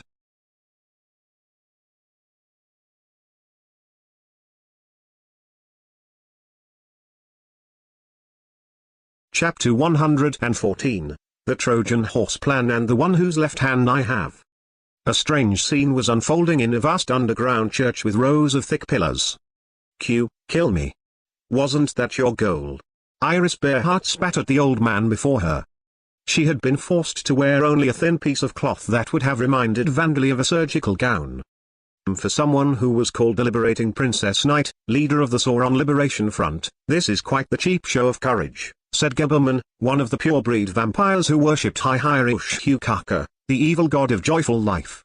He was an old man who was as thin as a dried tree, with his bulging crimson eyes as his only large feature. Hearing Gubberman's words, Iris shouted at him in rage. "I do not fear death. Even if I die, my companions will definitely achieve the Sauron Duchy's freedom." She was someone who would have received a knighthood long ago if the Sauron Duchy hadn't become occupied by the Amid Empire. Given the social status of the Bearheart family, she was supposed to become the kind of knight who commanded soldiers and defended towns and villages from bandits and monsters, rather than the kind of knight who took part in tournaments to entertain lords and escorted high-class ladies. Iris had been trained and educated by her now-deceased father since she was child, so that she could one day fulfill this role. And though she had acted as a leader of resistance activities, she had constantly been fighting on the front lines. She had crossed blades with bandits and the soldiers of the Empire's army countless times, and her body bore scars from numerous wounds inflicted by blades and arrows. She had faced dangers that could have claimed her life and had passed through many battlefields. She had even walked close to the line between life and death in many of them. Her courage towered above that of others, so much so that it was impossible to imagine that she was just a girl, less than 20 years of age. However, Gubberman, who was now caressing her neck and arms, had seen through her. "Considering that, the muscles of her arms and legs seem quite tense, don't they?" he remarked. "This is the same response that I would expect from a child trembling in fear, you know?" His words struck true, and Iris let out a groan. She was aware that she was afraid of Gubberman and the things that he would do to desecrate her. Of course, she wasn't scared of being wounded or killed. She was frustrated at the fact that she had been defeated before achieving her goals, but she had become the Liberating Princess Knight with the determination to face this. She wouldn't start feeling fear now. If the Empire had captured her, they would have tortured her. Depending on her captors, her chastity might have been taken from her. She had been prepared for all of this, but what Gubberman was going to do to Iris was on a completely different level. She knew this from the heartburn-inducing stench of blood, from seeing the fates of the ones who had produced this stench. She knew it even though she didn't want to know. There were several dozen zombie giants that were even larger than the largest titans, watching over the area while letting out deep groans. And there were vampire zombies who looked just like bats, hanging from the pillars and ceiling of the underground church with their fangs bared. Some of them were the vampires who had brought Iris here. After Iris's abduction, Gubberman had brought them here with space attribute magic, thanked them for their efforts and then promptly slaughtered them all. Well done. As a reward, I shall add you to the bottom of my collection, Gubberman had said to them. Iris had been unable to believe her eyes at the scene that unfolded afterwards. Not only the subordinate vampires, but even the noble-born vampires that she and her companions had been unable to land a single blow against, had been unable to do anything to defend themselves as they were slaughtered one-sidedly. And with hands that were used to handling corpses, Gubberman had turned them into undead. He had combined the corpses of the weak subordinate vampires, which had fallen to pieces, to form a zombie giant with 10 vampires incorporated in it, and turned the noble-born vampire corpses into vampire zombies. Iris could see a countless number of vampire zombies just by glancing around. She felt a chill as she imagined just how many times this madman had carried out this process. But the most repulsive were the undead that the madman had lined up proudly, the ones he referred to as his collection. 3 groans rose from one of the undead in that collection. Iris had been reunited with the person she had wished to meet one more time in the worst possible form. Her father, Lord Bearheart, who had died in battle during the war against the Amid Empire. His corpse had never been recovered. Iris had seen him as a part of an enormous zombie with 3 heads, 3 pairs of arms and 3 pairs of legs. How dare you trample the dignity of the dead, the pride of my father who risked his life to defend his nation. You scum. You intend to kill me and toy with my corpse, just as you did with my father's, don't you? How about you just get on with it? Iris began shouting at Gubberman once more, unable to endure having to gaze at her father's lifeless, cloudy eyes and ashen face as he let out a noise that was something between a groan and a scream. But against her expectations, Gubberman's expression changed for the first time, in response to these words that she had shouted at him. He showed regret and remorse, as if he had made a mistake. I have already reflected upon what I did to your father. That was a mistake, he said. He stopped caressing Iris's body and clutched his head as if in anguish. Gubberman hadn't shown the slightest sign of guilt after killing his subordinates that he had shared his own blood with, nor after turning them into undead. But there was a deep sense of regret in his eyes now. Iris was rendered speechless in surprise, and before she could say anything, Gubberman continued. During that war between the Amid Empire and Orborn Kingdom, there were 2 other corpses of well-known knights alongside your father's. A playful mood took over me and I created a zombie by combining the 3 corpses. The resulting zombie was powerful, but its movements were sluggish. Lord Bearheart had made his name known for his splendid, agile swordsmanship, and I went and put him to waste. Wah! Iris's surprised expression turned gradually into one of rage, but Gubberman took no notice of her. It cannot be helped that his personality and intelligence was largely damaged. The true pleasure lies in resurrecting famous heroes in wooden doll-like states, said Gubberman, going on and on about his obsessions. But there is no meaning to it if the hero's special characteristics are not preserved. When creating composite zombies such as that one, the correct practice is to gather materials of the same type, or decide on a principal material and then add other materials that supplement it. What Gubberman was lamenting was not the act of turning Bearheart into an undead itself, but the dissatisfactory result. It seemed that Gubberman had created his undead with a different sense of art to turn niches. He was fixated on the practical use of the undead, not just the materials used to create them. Iris's anger showed itself once more. You bastard! How much do you have to toy with my father before you're satisfied? For that is why I am apologizing for not making good use of his materials. I have no idea what young people are thinking these days, Gubberman sighed. Most old people in the world had this thought occur to them at least once, but Gubberman was looking at things from a completely impossible angle. Well, it does not matter, he continued. It will be amusing to see you become a corpse doll with hollow eyes, yelping as you obey my commands. But I must wait to see the results of the others before I decide what kind of undead I shall turn you into. Iris gasped. You are planning to abduct someone other than me? Could it be? Quite perceptive, aren't you? I am talking about the commander and vice-captain of the other resistance organization, the reborn Sauron Duchy Army. Raymond Dono and Rick Dono. Iris's head, which had been hot with anger, suddenly became cold. There should be someone who could take her place as the liberating Princess Knight. Her companions should do fine without her. However, there was no replacement for Raymond, the illegitimate child of Duke Sauron. His face was quite well known throughout the duchy, and although he had abandoned his right to succeed the family, his bloodline had a large influence now that the continuation of the Sauron family's lineage was in jeopardy. And unlike Iris, who had kept her true identity hidden from others apart from her companions as much as she could, Raymond had used his appearance, charisma, ability to speak and his own birth as weapons to gather the reborn Sauron Duchy army under his command. He probably had a plan for his own rise to power after the Sauron Duchy was retaken, but that was precisely why Raymond's organization had become the largest resistance organization. But if Raymond and his younger brother Rick, who had been supporting him all this time, were to disappear simultaneously, the reborn Sauron Duchy army would break up at best, turn into a disorderly gathering of people and collapse at worst. If that happened, all rebellion activities would be set back tremendously. You bastard, how far will you go to ruin our Sauron Duchy?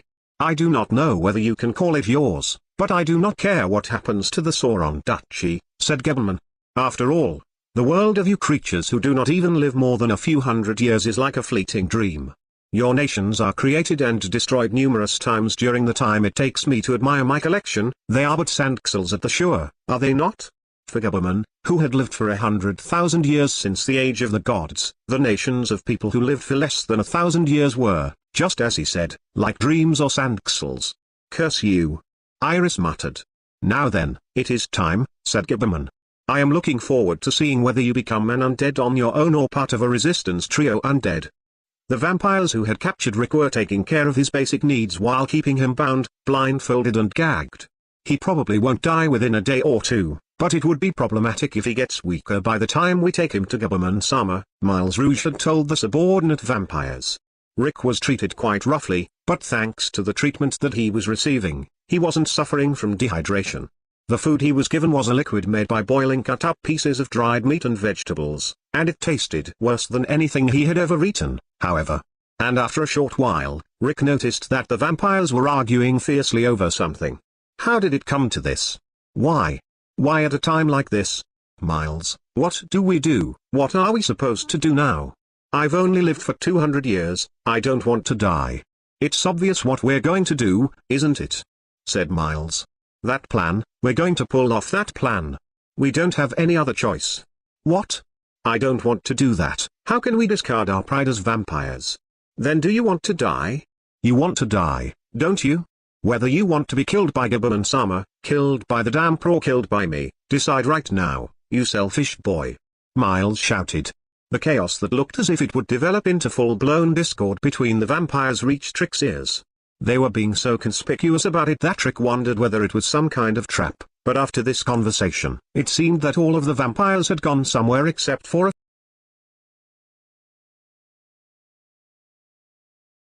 that you've done well. As expected of you, and you. Now as long as you get away from these vampires' plan, Rick held these expectations of his brother, but half a day later, those expectations were betrayed. It's almost time, said Miles. Bring that little brother Kun over here. With only his blindfold removed, Rick was taken somewhere else, where he saw the vampires and his older brother, who was bound like he was. No, Anu. It's not a fake. It's real. Rick had hoped that it was an imposter, but there was no way that he would mistake someone else for the older brother he respected and loved. Though the monster leather armor that he normally wore hadn't been taken off, he had been disarmed and tied up with rope, and he was casting his eyes downward. And this man was Raymond without a doubt. He didn't have any visible wounds and his face didn't look pale, but he was limp and lifeless. Perhaps he was fatigued, or perhaps he had only recently recovered from injuries with healing magic or potions. I have to somehow at least let Anu escape. Rick hardened his resolve to make this happen. But that resolve wavered as he heard a harsh sound, as if something hard was creaking loudly, and he suddenly noticed an old man in front of him. Oh, to think that you have captured two of them. And they are still alive.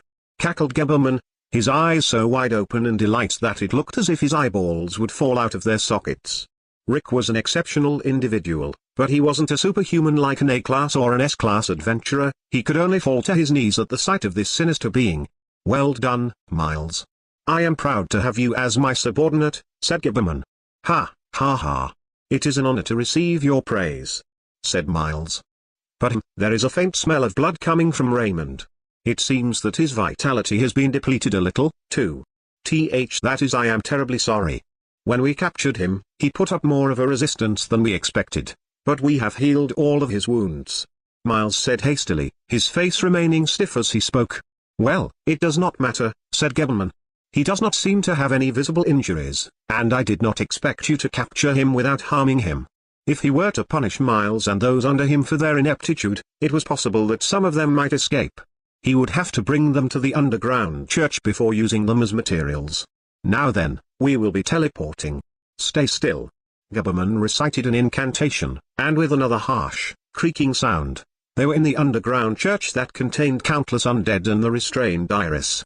Still bound, Iris turned around and hanged her head in resignation. Rick Dono, and Raymond Dono as well, her as well, Rick muttered as he shook his head, seeing that Iris had been captured first. And Raymond didn't show any reaction to speak of. His head continued to hang low. Now then, I suppose I will connect the materials with chains. I must figure out what kind of undead you will become before I kill you, said Gebelman as he approached Raymond first. Kaihihi, I cannot leave this to anyone else. This moment, the moment of the first taste of the sense of accomplishment from having a hero offered to my hands? Feeling an impact, Gebelman looked at his own stomach. To his disbelief, there was a black, horn-like object piercing into it, penetrating all the way to his back. But the most unbelievable thing was that this horn was protruding from Raymond's own stomach. Impossible. Gebelman screamed, coughing blood from his mouth. Obeying the warnings of his survival instincts that he had not heard in a long time, he tried to step backwards. But he could not remove the horn that was skewering his stomach. He could not move from where he was. And then several more black horns appeared from the inside of Raymond's body and closed in on Gebelman. Gee, Iron Slash. Gebelman severed the horn with an unarmed fighting technique martial skill and somehow managed to retreat and run away, suffering cuts all over his body in the process. Raymond Dono, Iris and Rick, who was still gagged, opened their eyes wide in astonishment and stared at Raymond's grotesque body, which was covered in blood from the horns that had been produced from his body. He raised his face upwards ominously. It looked like the face of a hollow puppet. You bastard, why do you have the Demon King's horns? Gebelman shouted at the grotesque Raymond, blood and saliva flying from his mouth. As if in response, Raymond convulsed gruesomely, and then his stomach split open. Ah, it was cramped in there. Several screams resounded in the underground church as the white damper Vandali crawled out of Raymond's stomach. After taking Raymond hostage, Vandali had been trying to draw out Rick, the criminal responsible for tricking Orbia and murdering her. After finding out that Rick had been taken captive by vampires, Vandali discussed the upcoming change of plans with everyone. If possible, Vandali wanted to have Orbia settle things personally, and he wanted to gain information from the vampires. As Vandali and his companions racked their brains to figure out what should be done to achieve these goals, the vampires gathered at the location that Vandali had designated, the open space that he had created in front of the camp. While waving a white flag, we surrender, please listen to what we have to say. Vandali's mind stopped working for a few seconds at the sight of the vampire with a wild-looking beauty to his appearance at the front, calling out with an Ani-style tone of speech while waving the white flag in front of the other vampires. That person is a man, isn't he? Said Darsa. He definitely looks like a man to me, said Privel. Is he not a man? The minds of many vampires who have lived for a long time undergo changes. How very embarrassing. Belmond, who was aware that she herself was a strange person, explained this phenomenon to the bewildered Darsa and Privel. Botjan, what will we do? Asked Trita. For now, I suppose we'll hear what they have to say, said Vandali. There's no sign of enemies waiting to ambush us, and even if they're planning something, we can slaughter them all whenever we want. The rank 10 Belmond and rank 9 Nochen were present. And Vandali himself was here, too. A dozen or so vampires was no match for them.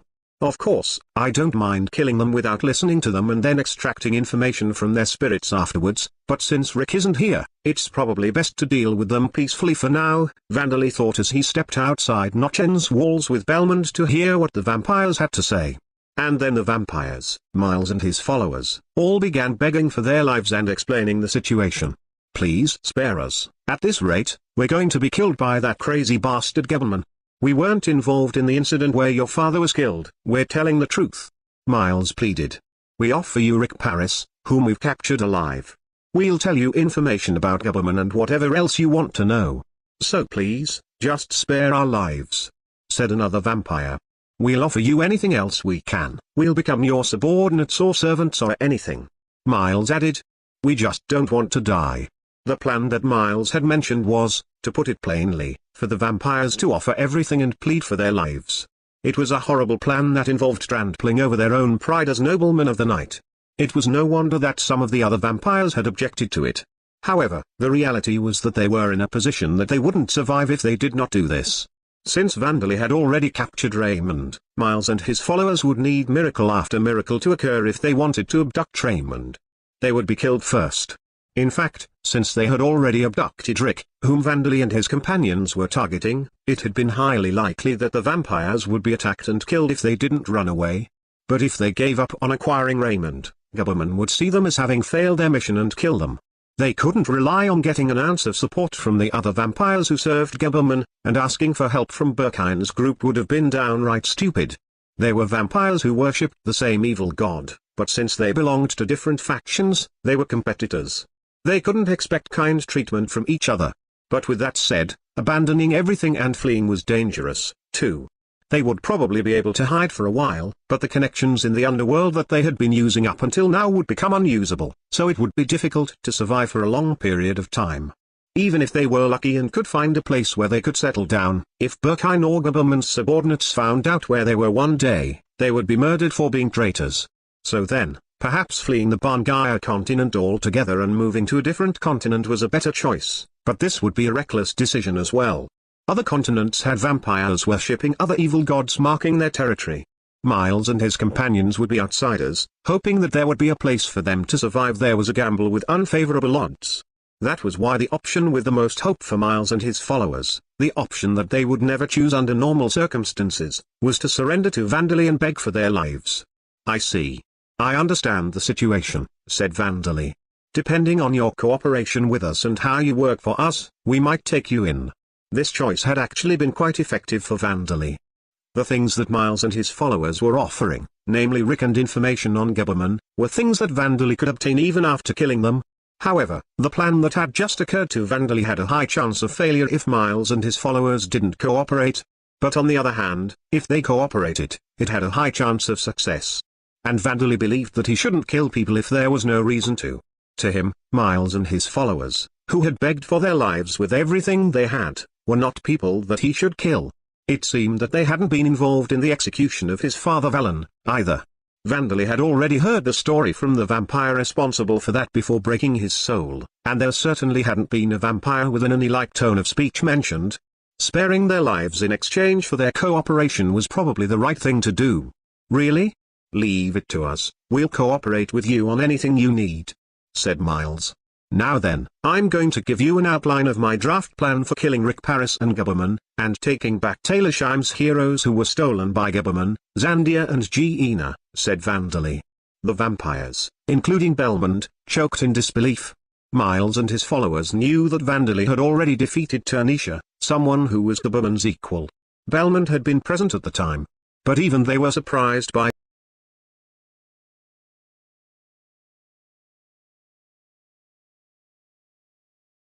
Vandali had already defeated Turnisha, someone who was Gubberman's equal. Belmont had been present at the time. But even they were surprised by Vandali's declaration. Killing Turnisha was the result of an elaborate plan that took a long time, involving the use of the A-class adventurer party, the 5 colored blades. Now, he was going to improvise some additions to his plan, which had initially been just to get revenge on Rick, in order to slay a pure-breed vampire who had lived since the age of the gods. Given this announcement, Belmont and the other vampires couldn't be blamed for choking in disbelief. Some of Miles's subordinates seemed worried about the fact that Belmont had reacted the same way. But Belmont returned to her usual, courteous self. If you say that you desire it, Dana-sama, then it is my duty to obey, she said. I do not have any objections, but please think about what kind of plan this will be. Seeing this, Miles and his followers seemed to have decided to suppress their trembling. Now that it comes to this, I'll follow you all the way, said Miles. There's no problem with this, is there, guys? He added, looking at the other vampires. And so, the plan to kill Gubberman began. But with that said, the one who must suffer the most trouble is me, is it not, Master? Said Luciliano. As he said, he was the one who had to work the hardest. It's fine, isn't it? After I kill Gabberman, I'll bring back a lot of undead that he created, said Vandali. Then I suppose it cannot be helped. I would have liked to follow you like I did last time, Master, but it seems that you have many people to protect this time. I shall pass on this one, said Luciliano. All Vandali had to do after that was quickly help Luciliano with the surgical procedure with his surgery skill, and then arrange to meet up with Miles and the other vampires. And those events had led to the current situation. Covered in blood, Vandali exhaled as he crawled out of Raymond, the special live-dead that Luciliano had made surgical adjustments to. Despite being smaller than other boys his age, it had been difficult for Vandali to hide inside Raymond, whose build wasn't particularly large. Luciliano had secured the required amount of space. He had increased the room to work with as much as possible by making it look as if Raymond was wearing leather armor, reduced his heart and lungs to compact sizes, removed all of his digestive organs and rearranged his blood vessels. Vandali had forced himself into this space by dislocating his joints and turning some parts of his body into spirit form, and stayed hidden inside. All of this had been so that he could avoid using magic as much as possible, allowing him to go unnoticed until he was right next to Gabberman. The result of this effort was that Gabberman was standing in front of Vandali now, blood spurting from his mouth and veins popping out over his head in anger. Curse you! How dare you ruin my materials! Gabberman was on his knees, still struggling to remove the Demon King's horns that were protruding from his body. He was a pure-breed vampire like Ternisha, who had regenerated her internal organs and spine despite being reduced to a mere severed head. Normally, having a large hole opened in his stomach wouldn't be a fatal wound. It would heal within a few minutes at most. However, each of the piercing wounds caused by the Demon King's horns had gouged out a large amount of Gabberman's vitality. Gabberman gasped in pain. I can't pull it out.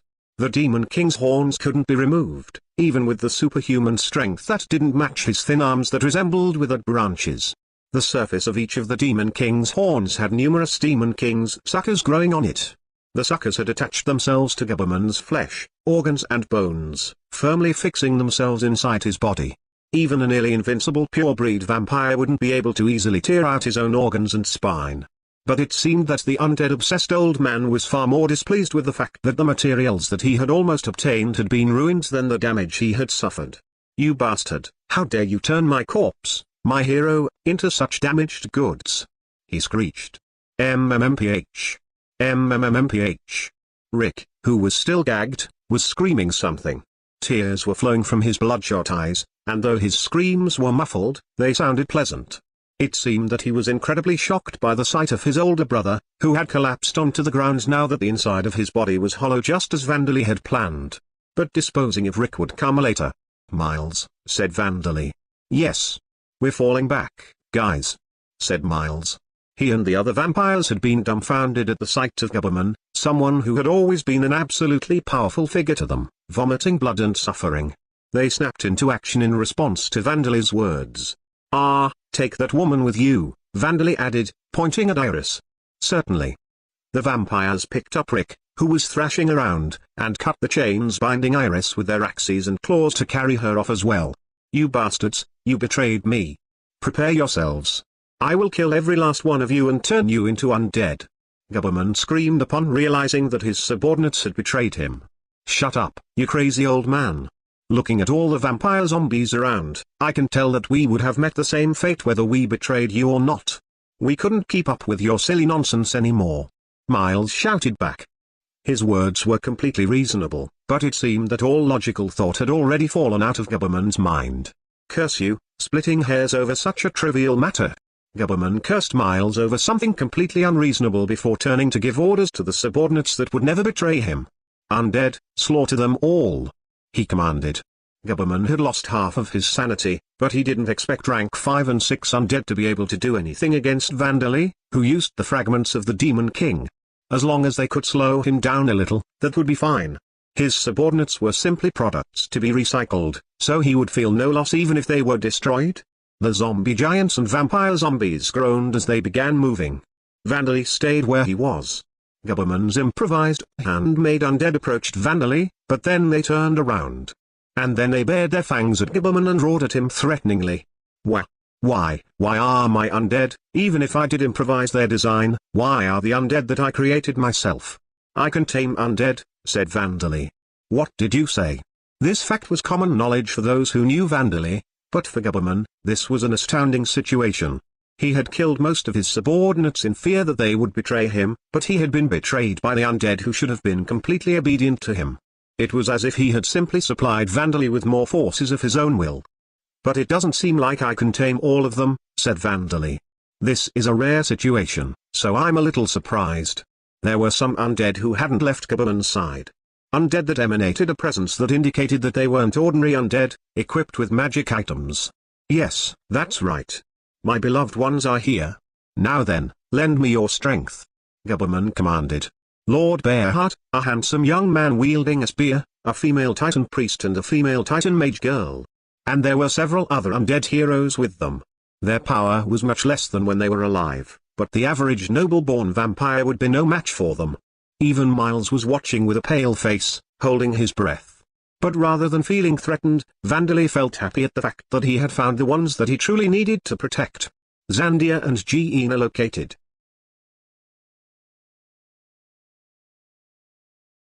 Chapter 115, Plunderer. What am I to do? Hikaka was pondering his options, having confirmed that the one he could see through Guberman's sight was Vandali.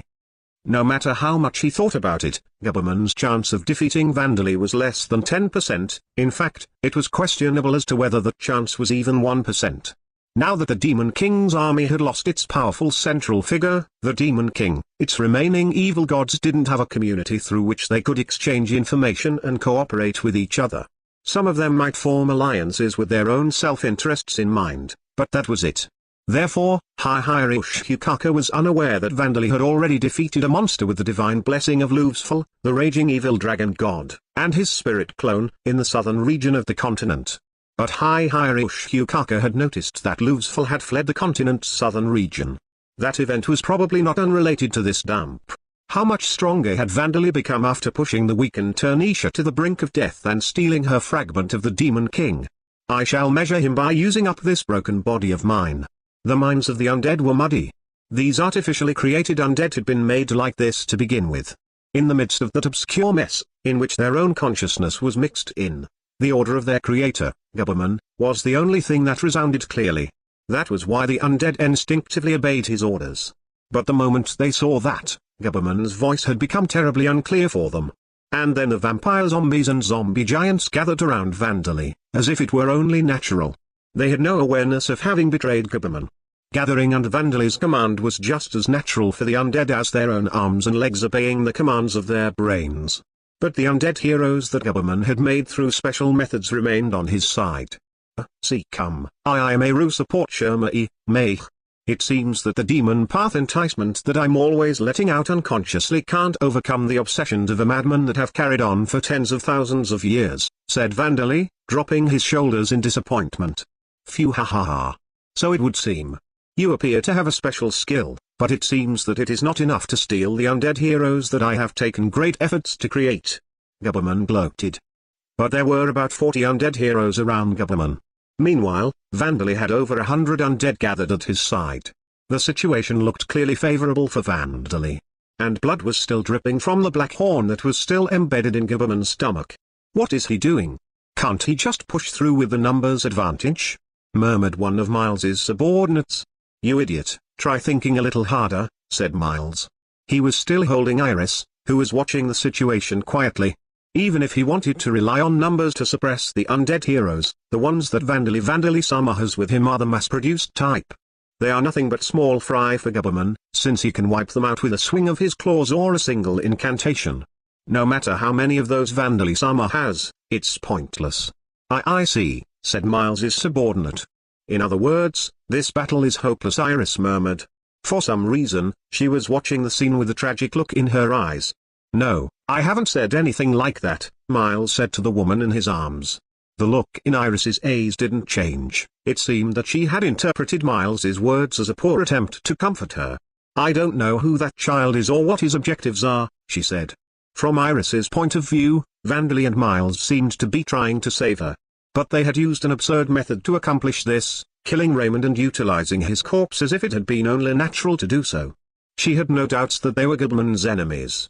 But it was difficult to say that they were her allies. But Iris couldn't help but wish for one thing. Please. Please win and set my father free. Alda. I have been unfaithful, turning away from preserving order by becoming a part of the resistance that sought to break it. But please, hear my prayer. Please bring victory to this damp called Vandali. Iris's prayer would have likely caused an enormous frown to spread across Alda's face if you were to hear it. As if this prayer was some kind of signal, Gubberman and Vandali both opened their mouths at the same time. My heroes, dispose of those good-for-nothing undead and stop that brat's movements. Please follow me and suppress the undead heroes. At that moment, Gubberman was certain that he would win the opening engagement. The undead heroes were few in number, but each of them would be capable of fighting at least 2 of the lower quality undead at once and emerging victorious. Once he stops moving, I will tear him to pieces with my demon eye. Gubberman thought to himself. Gubberman didn't think that this alone would be enough. His enemy was someone who possessed fragments of the Demon King, the one who had caused Turnisha's death. He would activate his fragment of the Demon King first, force the level of his Demon King encroachment degree skill to increase to allow the fragment to go wild, and find an opening to use his fragment to defeat Vandali. That was Gubberman's plan. A large part of his collection would likely be destroyed in the process, but it couldn't be helped. He needed to survive before hoping for anything else. But Gubberman's plans began falling apart immediately. They are evenly matched with my undead heroes? To his disbelief, the mass-produced undead that he had not spent any effort in creating were battling evenly against the undead heroes. Of course, the mass-produced undead were fighting 2-on-1 and 3-on-1 battles, but they were still suppressing the undead heroes that should have been able to overwhelm them. It seems that I can make better use of undead than you, Vandali said to the astonished Gubberman. The truth was that the attribute values of the mass-produced undead had increased drastically under the effects of the guidance, demon path skill. But Vandali had no obligation to politely tell Gubberman the truth, so he kept quiet about this, not to mention that outsiders like Iris were still present. Right before Gubberman's eyes, a hero from a savage tribe with characteristic tattoos had his arms pinned down behind him by vampire zombies, and an elderly dwarf hero disappeared inside a zombie giant as if being swallowed whole. A female unarmed fighter of a beast-person race was surrounded on all sides and was being beaten to a pulp, unable to make use of her agility. They were all heroes that had possessed imposing titles such as Thousand-Man Slasher, Boulder Cutter, and Genius of Claws, but they had lost their ability to coordinate with allies and their decision-making abilities had drastically diminished after they became undead, allowing them to be captured easily. No, that is not all, said Gubberman. My undead heroes' movements are poor. What is the meaning of this? As Gubberman had realized, the movements of his undead heroes were more sluggish, more exaggerated and clumsier than usual. The undead heroes were letting out groans that sounded as if they were fighting some internal struggle. Vandali's demon path enticement had lost Gubberman's power over them, but by a smaller margin than either Vandali or Gubberman had thought. The undead were constantly in a dreamlike state so that they would obey Gubberman's orders more easily, but Vandali's demon path enticement was at least effective enough to give their own consciousness a form. For the first time since they had been turned into undead, they were mustering all of their strength to defy Gubberman's orders with everything they had. You bastard! Gubberman said furiously, as if his precious lover had been stolen away from him. It seems that I'm more popular than I thought, Vandali joked casually, but he wasn't drawing closer. He was standing at the front, but he had stopped there. Everyone, that's how it is, so please secure them, said Vandali. And then a countless number of monsters and people emerged as if exploding from his back. Pete let out a loud hiss, and the cemetery bees began buzzing. It looked as if the insectoid monsters were attacking the undead, but they were actually carrying the immobilized ones away. Good grief, you are being eccentric as usual. I do not think ordinary people would go this far, said Belmond as she used her metal threads to sever the limbs of a skilled undead hero, who was still struggling despite the fact that his movements had grown more sluggish. But Dana-sama, it seems difficult to find opportunities to use the petrifying demon eye that you were so kind to transplant for me. That's because it's a demon eye that's actually harder to use when capturing enemies alive, isn't it? Said Vandali. Can't you just petrify their limbs or something? If I concentrate, it may be possible, but it is easy to simply sever the limbs if I wish to capture them, said Belmond. If she were to petrify the entire body, there was a chance that the thin parts such as the limbs or neck would break during chaotic battles. This was especially true when fighting enemies that could smash boulders just by carelessly swinging their limbs and weapons around. It was very possible that stone statues in unnatural positions would be turned into rubble. Thus, it was easy to capture the undead by severing their arms and legs if their conditions post-capture were of no importance. "Please recover the severed limbs as well," said Vandali. "I'll be reattaching them afterwards. And please don't treat them too roughly." "Certainly," said Belmont. Just what on earth was severing the limbs if not rough treatment? Though it was likely not searching for an answer to this question, a zombie hero mowed down the vampire zombies around it with a mithril spear, which resembled the orichalcum one that Sam was currently in possession of, and closed in on Belmont with a screech. "Ah, you can be rough with that one," said Vandali. "Certainly," said Belmont. "Gijih, stop gagaga." The undead hero, the one who had once been praised as Mikhail, the divine spear of ice, continued flying towards Belmont with full force, even after she had severed each of his limbs at 3 different points and reduced him to nothing more than a dismembered torso. And then, with a swing of Belmont's tail, he was sent flying away with a dull sound, shards of his shattered adamantite armor scattering across the floor. But some cemetery bees recovered him from where he landed. Vandali apparently had an idea that could make use of Mikhail, depending on what rank he possessed after becoming an undead. But there were other zombie heroes like Mikhail who couldn't stop their own resistance because of how exceptionally powerful they were in combat. The zombie bear heart groaned as it swung weapons using its 3 pairs of arms. Gubberman had seemed disappointed with how he had turned out, but the mass-produced undead and the insects couldn't approach him because of his absurd strength and number of arms. Jaina, the scent of healing, who was spouting a shining gas of a poisonous-looking color from the numerous pipes protruding from various places on her body, was using a mace and shield of sinister design that was unfitting of her title to repel the zombie giants and keep the vampire zombies in check. Her back was being protected by the tiny genius Zandia. Her wrist that had been severed by Mikhail had been fused with a strange-looking staff, and she was screeching loudly as if in pain. She had been a genius mage with an aptitude for all attributes, except for the death attribute, while she was alive, but she was supposed to have lost the ability to recite incantations and the willpower needed to cast spells after becoming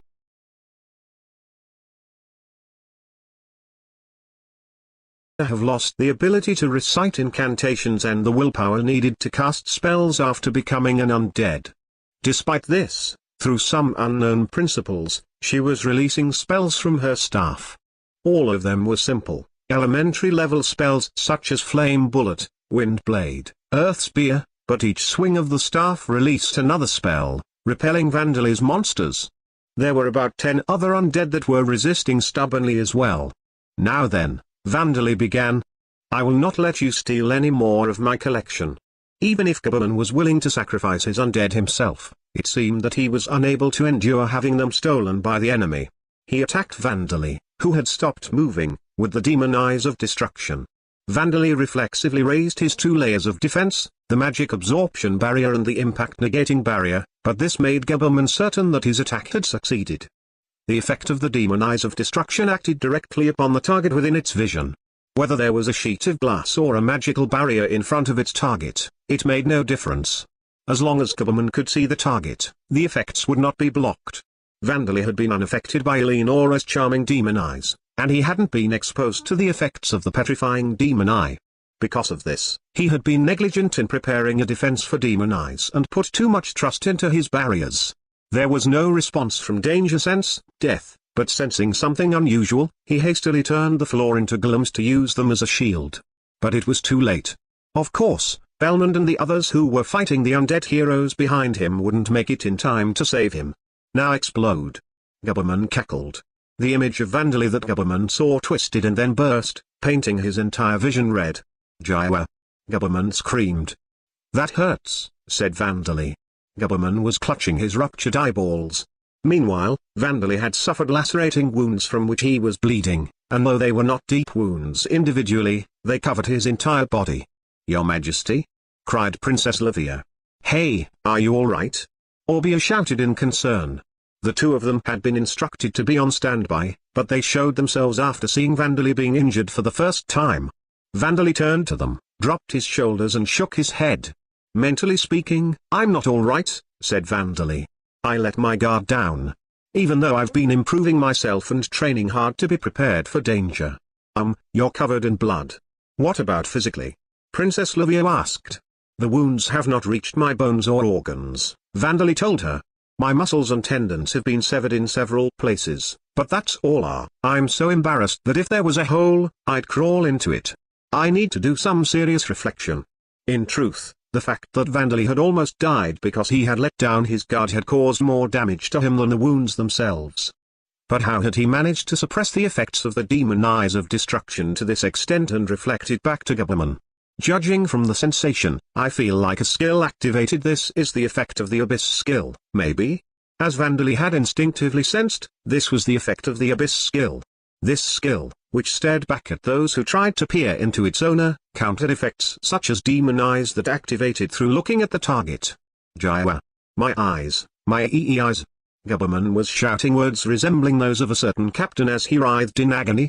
If his eyeballs had simply been crushed, they would have regenerated in less than 10 seconds, given the nature of the pure-breed vampire's immortality. But because the eyeballs had burst while still in their sockets, the force had broken the bone surface behind them, sending fragments of bone backwards and damaging Gabaman's brain. The optic nerves had been turned into mincemeat, and half of the brain behind them was now in a state resembling crushed tofu. It was surprising that Gabaman was still managing to writhe around so energetically. It was surprising, but it would likely be a while before his eyeballs regenerated. But it would take Vandali a while for his severed muscles and tendons to heal as well, so his physical ability would be decreased during this time. The actions that the two of them chose to take in this state were unintentionally very similar. This is the perfect opportunity. Demon King's fragments, activate. Demon King's carapace, activate.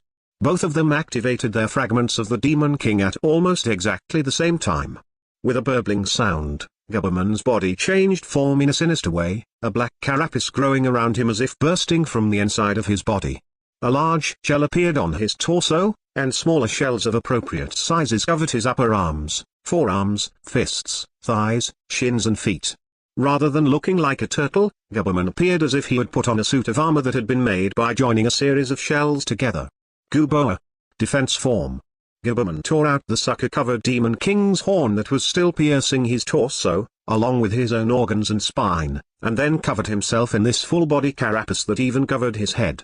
It had a misshapen appearance, but if armor technique martial skills were to be activated with this suit of armor would be unrivaled. Even an orichalcum weapon wouldn't be able to pierce it easily. Gabaman was confident that it would hold strong, even if Vandali used the Demon King's horns. If Turnisha was the one with the greatest fighting strength and offensive power among the three pure-breed vampires who worshipped the evil god of joyful life, Gabaman was the one with the most powerful defense, capable of fighting in a steady manner. Divine Iron Armor. This is my most powerful armor technique martial skill. With this activated, even Turnisha herself would not have been able to break through my defense. Come, if you dare. Now that his vision had been destroyed, he had no choice but to solidify his defense and use it to buy time for his body to regenerate. Even if meant activating a dangerous fragment of the Demon King. We're capturing more and more of them, said Vandali. Gabaman had decided to defend himself. But although Vandali was wary of the strange new appearance that the linked shells gave Gabaman, he made no attempt to attack. He had used out-of-body experience, using his spirit form to check what was happening behind him, and using the Demon King's blood that he had activated in order to capture the undead heroes that were continuing to resist. Orbia, please help as well. Controlling liquids is your specialty, isn't it? Vandali was requesting Orbia, who had become a water ghost, to help him with managing the Demon King's blood using the Dead Spirit magic skill. I don't know if I have any specialties considering the fact that less than 3 days have passed since I became a monster, but what is this? Just touching it a little is making me go new. Orbia went limp and started letting out unladylike noises the moment she tried to help. Your Majesty, this is Orbia-san's first time, using the raw liquid is too much of a stimulus, said Princess Livia. Her words sounded like they could cause a misunderstanding, but their truth couldn't be denied. So it's stimulating even without turning into a potion, Vandali noted. Despite this carefree-sounding exchange, the red-black Demon King's blood that was spraying from the wounds all over Vandali's body was forming bundles of tentacles and attacking the undead heroes. The tentacles coiled around the undead heroes' legs, tied them up, covered them and then turned frozen solid. Bearheart and his slow movements were helpless against this, and even Zandia's struggles were in vain as she, too, was imprisoned. The ones who had succeeded in escaping were the heroes that were harpies or draconids who could fly, and Geena. The moment the blood tentacles trapped both of her legs, her upper body separated itself from her lower body at her waist, leaving only her upper body suspended in the air. It seemed that she had the ability to use the shining gas that she was emitting from the pipes all over her body in order to stay afloat. "How unlucky," said Vandali. In the next moment, the zombies who had fled into the air began falling back down, one after another. Though the underground church was tall, it had numerous pillars and a ceiling that made it a poor environment for airborne combat. The undead heroes that had flown into the air were being surrounded by cemetery bees as well as Pete and Cull, who had crawled up the pillars. They were brought down to the ground, where they were restrained by the Demon King's blood. Even Gienna, perhaps unable to fight to her best ability with the lower half of her body missing, was easily caught by Bellman's threads, which wrapped around her pipes and brought her down into the reach of the Demon King's blood. Was there any meaning to incorporating that trick into her? Vandali wondered. In some situations, it was probably advantageous to be able to separate the upper and lower bodies and having them act separately, but right now, it was nothing more than a futile act of resistance. Gubberman would have said that it was the imagination and romance of a craftsman, however. The undead heroes' movements were considerably inferior to when they had been alive, but they wouldn't have been defeated so one-sidedly and even captured in the end if their own wills had been preserved like in Borkus's case. But although they were once heroes, they had been turned into puppets made of dead flesh. And puppets could only move as well as the puppeteer. And now that his vision had recovered a little, that clumsy puppeteer was currently looking through the gaps in his carapace with his eyes open wide in anger. "You would go as far as to use a fragment of the Demon King to steal my entire collection from me?" he howled. Growing suspicious of the fact that no attacks were coming his way after he had activated the Demon King's carapace and waited, Gubberman had taken a look to see the astounding sight of Vandali ignoring him and collecting all of the undead heroes. Gubberman's ability to reason had been restored by the danger that Vandali had put him in, and he could see that Vandali had treated the undead heroes as the main course while Gubberman was just a side dish. "If they are going to be stolen from me, then I shall just crush all of you," Gubberman shouted, pouring even more mana into the carapace as the announcer in his head informed him that the level of his Demon King encroachment degree skill had increased. The carapace that had a round appearance before was now covered in rugged protrusions. It was just like the shell of an alligator. "He's going to throw it," said Vandali. Consecutive spinning chaotic strikes. Despite his heavy appearance, Gubberman began spinning with light steps, throwing pieces of the Demon King's carapace everywhere. The pieces of carapace were only a little larger than a person's fist, but they were spinning at high speeds and were covered in protrusions that were harder than adamantite. Even a graze would gouge out a large chunk of flesh. A countless number of these projectiles were fired haphazardly, but although they hit the undead heroes as he intended, the Demon King's blood merely cracked. The undead heroes remained mostly unharmed. The same applied for Vandali himself. "They are not as powerful as Ternicia's horns, are they?" Bellman remarked. Using her metal threads, she was deflecting the projectiles from their intended trajectories far more easily than she had once done to the attacks of her former master. She was even able to protect the undead and monsters around her. "So, this is the end," Iris muttered. Powerless against this fragment of the Demon King, she prepared herself for the worst. Meanwhile, Miles gave a throaty scream, tears welling up in his eyes. "No, I don't want to die." They tried to use spells and martial skills to repel the projectiles, but unlike Belmont, they were not capable of instantly performing any attacks that would be effective against a fragment of the Demon King that could even slay a god. "We're done for." The other vampires were screaming in despair as well as the pieces of the Demon King's carapace closed in. But before the spinning shells reached them, a wave of blood engulfed them and black horns flew in to repel them. Kaya ha ha ha ha. Orbia seemed to be in a strange state due to the Demon King's blood. Don't go any further past that point, okay?" Vandali said, pointing at Raymond's empty corpse. Vandali had protected everyone, including Rick, who seemed to have gone from mad to dumbfounded. "He protected us?" "No, not just us," said Iris. She looked around the battlefield to see that all of the pieces of the Demon King's carapace that Gubberman had released had been blocked by the Demon King's horns and blood. Not only the insectoid monsters that Vandali had produced, but even the zombie giants and vampire zombies that were far away from Belmont were unharmed. Is he intending to defeat a pure-breed vampire without suffering any losses? "Yeah? That person is a true hero. My hero," said Miles. Vandali seemed to have won over Miles's heart rather than the Princess Knight's. Seeing that his attack had been completely blocked by Vandali, Gaberman quivered, and then gave a loud laugh. Phew, ha ha ha ha ha. The trouble you went through to protect not only the undead heroes, but the pieces of trash as well. Very well, protect them as much as you like. In his blurred vision, he could see that a large amount of liquid was still spurting from Vandali's body. If Vandali wanted to say naive things like wanting to protect everyone and refusing to make sacrifices no matter what, then Gaberman would let him say them as much as he wanted. It was convenient that he was exhausting so much of his power defending the slow-moving small fry. A second time, a third, Gaberman repeated the indiscriminate release of his carapace projectiles, and Vandali blocked all of them in the same way. And then Gaberman unleashed his secret technique to deal Vandali the final blow. It is time. Consecutive spinning chaotic strikes. And take this. Great Demon Carapace Pulverization. After releasing yet another attack at Miles, Iris and the others who couldn't protect themselves, Gaberman began moving, turning himself into a projectile and launching himself at Vandali. His secret technique was an original martial skill that he could only use while the Demon King's carapace was active, combining the throwing and unarmed fighting technique skills. Vandali, who was already using several fragments of the Demon King simultaneously, wouldn't be able to block this easily. This was the reality in Gaberman's head. Ice Blood Death Water. Before Gaberman's attack could reach its target, Vandali cast a new dead spirit magic spell that transformed Orbia into a cloud of intense cold that enveloped Gaberman. Even the carapace couldn't completely protect Gaberman from the cold. He let out a scream as the surface of his body froze. But as expected, the Demon King's carapace had withstood the dead spirit magic spell that Vandali had poured a lot of his mana into. At this rate, Vandali's life would still come to an end after only causing Gaberman some moderate damage. But Vandali cast a second dead spirit magic spell. Bone Flame Jailing Destruction Bullet. Princess Livia transformed into huge, black flames in the shape of a skull that engulfed Gaberman. Gah! Gaberman screamed. But once I induce what? The Demon King's carapace was a step behind in offensive power, but it possessed an absolute, impenetrable defense.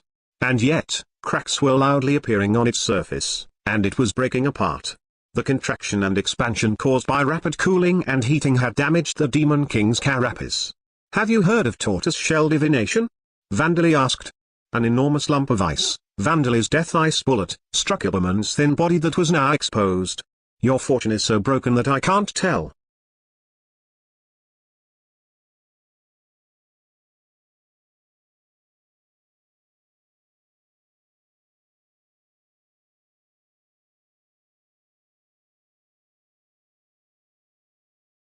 Chapter 116, The Final Revenge and the Almost Forgotten Princess Knight. Gua. Impossible. How can you cast elemental magic while using the Demon King's fragments? Gaberman shouted. The Demon King's carapace had been shattered by being exposed to extreme cold and extreme heat, and all of the bones and organs of his body had been broken by the dead spirit magic spell, Death Ice Bullet, that contained an amount of mana that he had only seen a handful of times in his 100,000-year-long life. In the next moment, he was sent flying in a random direction, where he crashed into a pillar and stopped. Jaeger. He lost consciousness for a moment, and his use of the Demon King's carapace was interrupted. It was impossible for him to activate it again with his remaining mana. He felt like one of his eyes that had been in the middle of regenerating was now damaged as badly as the rest of his body. He didn't have an accurate sense of what kind of state he was in, and though it was far too late for this, he felt a sense of danger. Now that things have come to this, I have no choice but to escape. With his composure coming back with the warnings of his survival instincts, Gaberman decided to retreat and began reciting an incantation for a space attribute spell. Fortunately, his use of the Demon King's carapace had already been cancelled, allowing him to cast spells. However, this did not go as planned. Due to the nature of space attribute magic, it was completely impossible to cast if the caster didn't possess an accurate perception of the target space. When teleporting in particular, the caster needed not only a precise perception of the place he wanted to teleport to, but also of the space that he currently existed in. However, with only one remaining eye that was still only partially regenerated, that was impossible for Gaberman. I must somehow buy enough time for my vision to return. As long as my vision returns, I will be able to escape. How impressive, to corner me to this extent. What do you say to joining me? No, how about accepting me among your subordinates? I shall give you all the information I have on Berkine, and I will be able to lure him out of hiding. With your abilities and my power, it will be simple to bury him, said Gabberman, offering sweet-sounding, persuasive words to Vandali, who was likely preparing to deal the final blow right this moment. It didn't matter whether Vandali accepted the offer or responded with anger. Gabberman just needed to buy as much time as possible. But no response came. This made Gabberman's uneasiness grow rapidly. The fear of a lethal attack that could be coming at any moment made him lose his presence of mind. Wait. Do you not wish to bring your parents back? I shall lend you my power. I have been bestowed the divine protection of Hyukaka. There must be a way. Gabberman shouted. Unable to remain composed, his speech grew faster and higher-pitched the more he spoke. And I am a master of space attribute magic. If I join the ranks of your subordinates, you will be able to go anywhere in the Barngaya continent, anywhere you wish, in an instant. What do you say, Hi? Suddenly noticing a silhouette flying towards him from the corner of his still blurry vision, he reflexively cast the no-attribute spell, Mana Bullet, towards it. The amount of mana he had put in it was small compared to the amount in Vandali's Dead Spirit magic spell that he had been hit by moments earlier, but it still contained more than enough power, and it hit the silhouette directly. The silhouette broke and scattered with a disgusting noise that sounded as if a fluid-filled sack had been crushed. Have I done it? Gabberman thought that he had possibly killed Vandali, but in the next instant, something invaded him, turning his spine cold. So, you can still use magic. I'm glad I checked just in case. But it seems that you can't use space attribute magic. The thing that had invaded Gabberman was Vandali, who had divided himself and used spirit form transformation. You bastard. Then, just now, that was the Demon King's ink sac. I made the ink's color red and mixed blood with it to make it look like a severe wound and made it gush out, the spirit form Vandali explained as he forcibly fused with Gabberman's body. But that was an irrelevant detail to Gabberman now. I normally wouldn't be able to fuse with someone against their will, but it seems that it's possible even with a pure-breed vampire as long as your body and mind have been sufficiently weakened, said Vandali. Gabberman screamed at the sensation of losing control over his body and senses with each passing second. Hyukaka-sama. Save me, please save me. Please send me your familiar spirit. Gabberman seemed to be trying to forcibly overcome this situation with familiar spirit descent. A rather thin pillar of light descended on him from overhead. But the physical Vandali was already prepared for this. A projectile made of the Demon King's horns was fired from the cannon barrel made of the Demon King's coagulated blood, shattering the pillar of light to pieces. I get the feeling that it was much weaker than the familiar spirit of Louvesful that I shot before. Has Hyukaka been investigating me? The physical Vandali whispered to himself. Gabberman didn't have the time to pay attention to Vandali's words. He panicked at the fact that the familiar spirit descent had been broken and begged Hyukaka for more help. Oh great evil god of joyful life. Hyukaka. Please send me a familiar spirit, a more powerful familiar spirit. But Hyukaka did not answer Gabberman's prayers a second time. Impossible. You would discard me here? The one who has served you for 100,000 years. It seems that you've been abandoned, said the spirit form Vandali. Even though you've served him for 100,000 years. Gabberman let out a scream. He could understand the intent in Vandali's voice now that the fusion, or rather, encroachment, was complete. Vandali was delighted. Gabberman, it's very enjoyable to take things from you, whether they're physical or not, Vandali continued. You have taken my parents from me and companions from Borkus and the others, and now I will take everything from you. I accidentally let my guard down, but this is a sweet pleasure. Your subordinates, your targets, your collection, your fragment of the Demon King. There are 3 more things left that I will take. What more are you planning to take from me? Gabberman wanted to scream, but his mouth would not move. And now I've acquired your body. There are 2 things left. Before Vandali even finished this sentence, the scenery changed. Vandali had manipulated Gabberman's body to cast space attribute magic, teleporting into the Sauron region. Gabberman was surrounded by more spirit form clones of Vandali that were approaching him without hesitation. Gabberman fearfully wondered what they were going to do, and in the next moment, they began attacking him mercilessly, even hitting the clone inside him. Black Flame Spear, Death Water Slice, Dark Lightning. Vandali used dead spirit magic spells, including the water attribute and lightning attribute ones that he had only recently become able to cast, to turn Gabberman into dust. And now there is only one thing left. There should already be nothing left. Now there is nothing left for me but to regret my own actions and swear loyalty to this wonderful person, thought Gaberman, who had died and turned into a spirit, and was now under the influence of the demon path enticement skill. But as if firmly denying Gaberman's desire, he used a hand with its claws extended to grasp Gaberman's soul. And now there isn't anything else left. Vandali wanted to break Gaberman's soul right this instant, but he still wanted to learn various things from him, such as information on Burkine and what kind of treatments he had applied to the undead, so that would have to come later. He exhaled heavily as he returned to being a single body. "Well done, Your Majesty," said Princess Livia. "It was the highest of honors to be of use to you," said Kimberly, the former scout of the Resistance Extermination Force. "Dana-sama, if you are fatigued." Belmond loosened her tie and kneeled with her white neck exposed. Blood potions contained Vandali's own blood, so they weren't very effective on him. Belmond indicated for him to suck her blood. "I used a lot of mana and only have about 1/10 of it left, so I'll gratefully accept, but your wrist will do, you know," Vandali pointed out. "I cannot allow you to do such a thing, Dana-sama. Ever," Belmond said firmly. It seemed that drinking blood from the neck was a rule for vampires. Perhaps it was something like table manners? "But when Eleonora drinks my blood, she only drinks a little from my fingertip," said Vandali. For some reason, Belmond turned her gaze away, her cheeks flushed.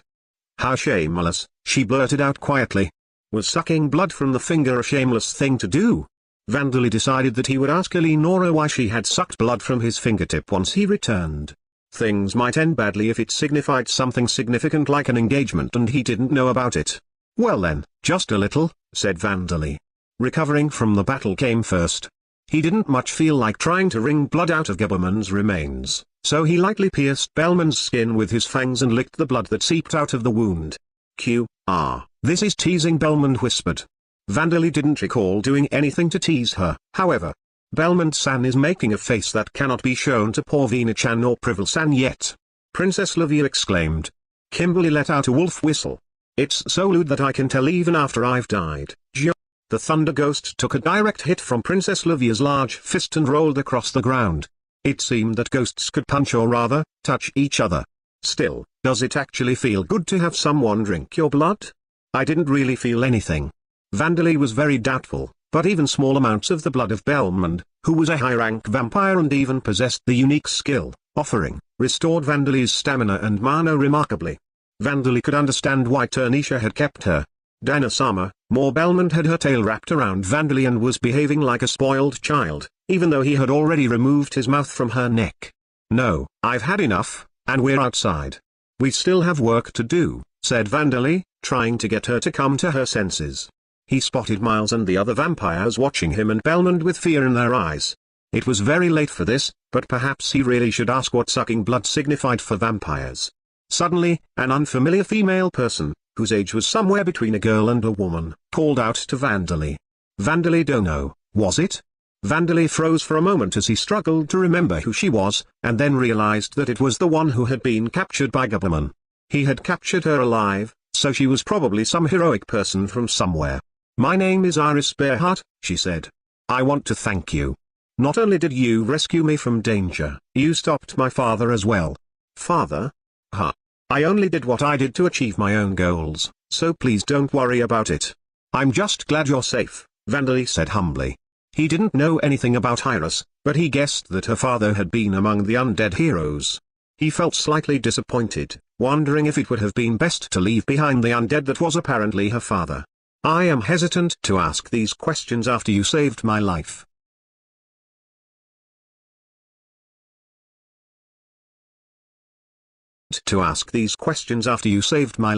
"But I want you to answer," said Iris. "You have vampires under your command. Just who are you? And what did you do to Raymond Dono?" Now aware that Iris and Raymond apparently knew each other, Belmond used the tail that was still wrapped around Vandali to try and separate him from Iris. "I'm a half-vampire called Vandali. After I captured Raymond alive, I remodeled his body while he was still alive and used him to kill Gaberman, and then killed him. He was a necessary sacrifice," said Vandali, answering Iris's questions before he had even been separated from her properly, answering the second question with a particularly large amount of detail. "Is that true?"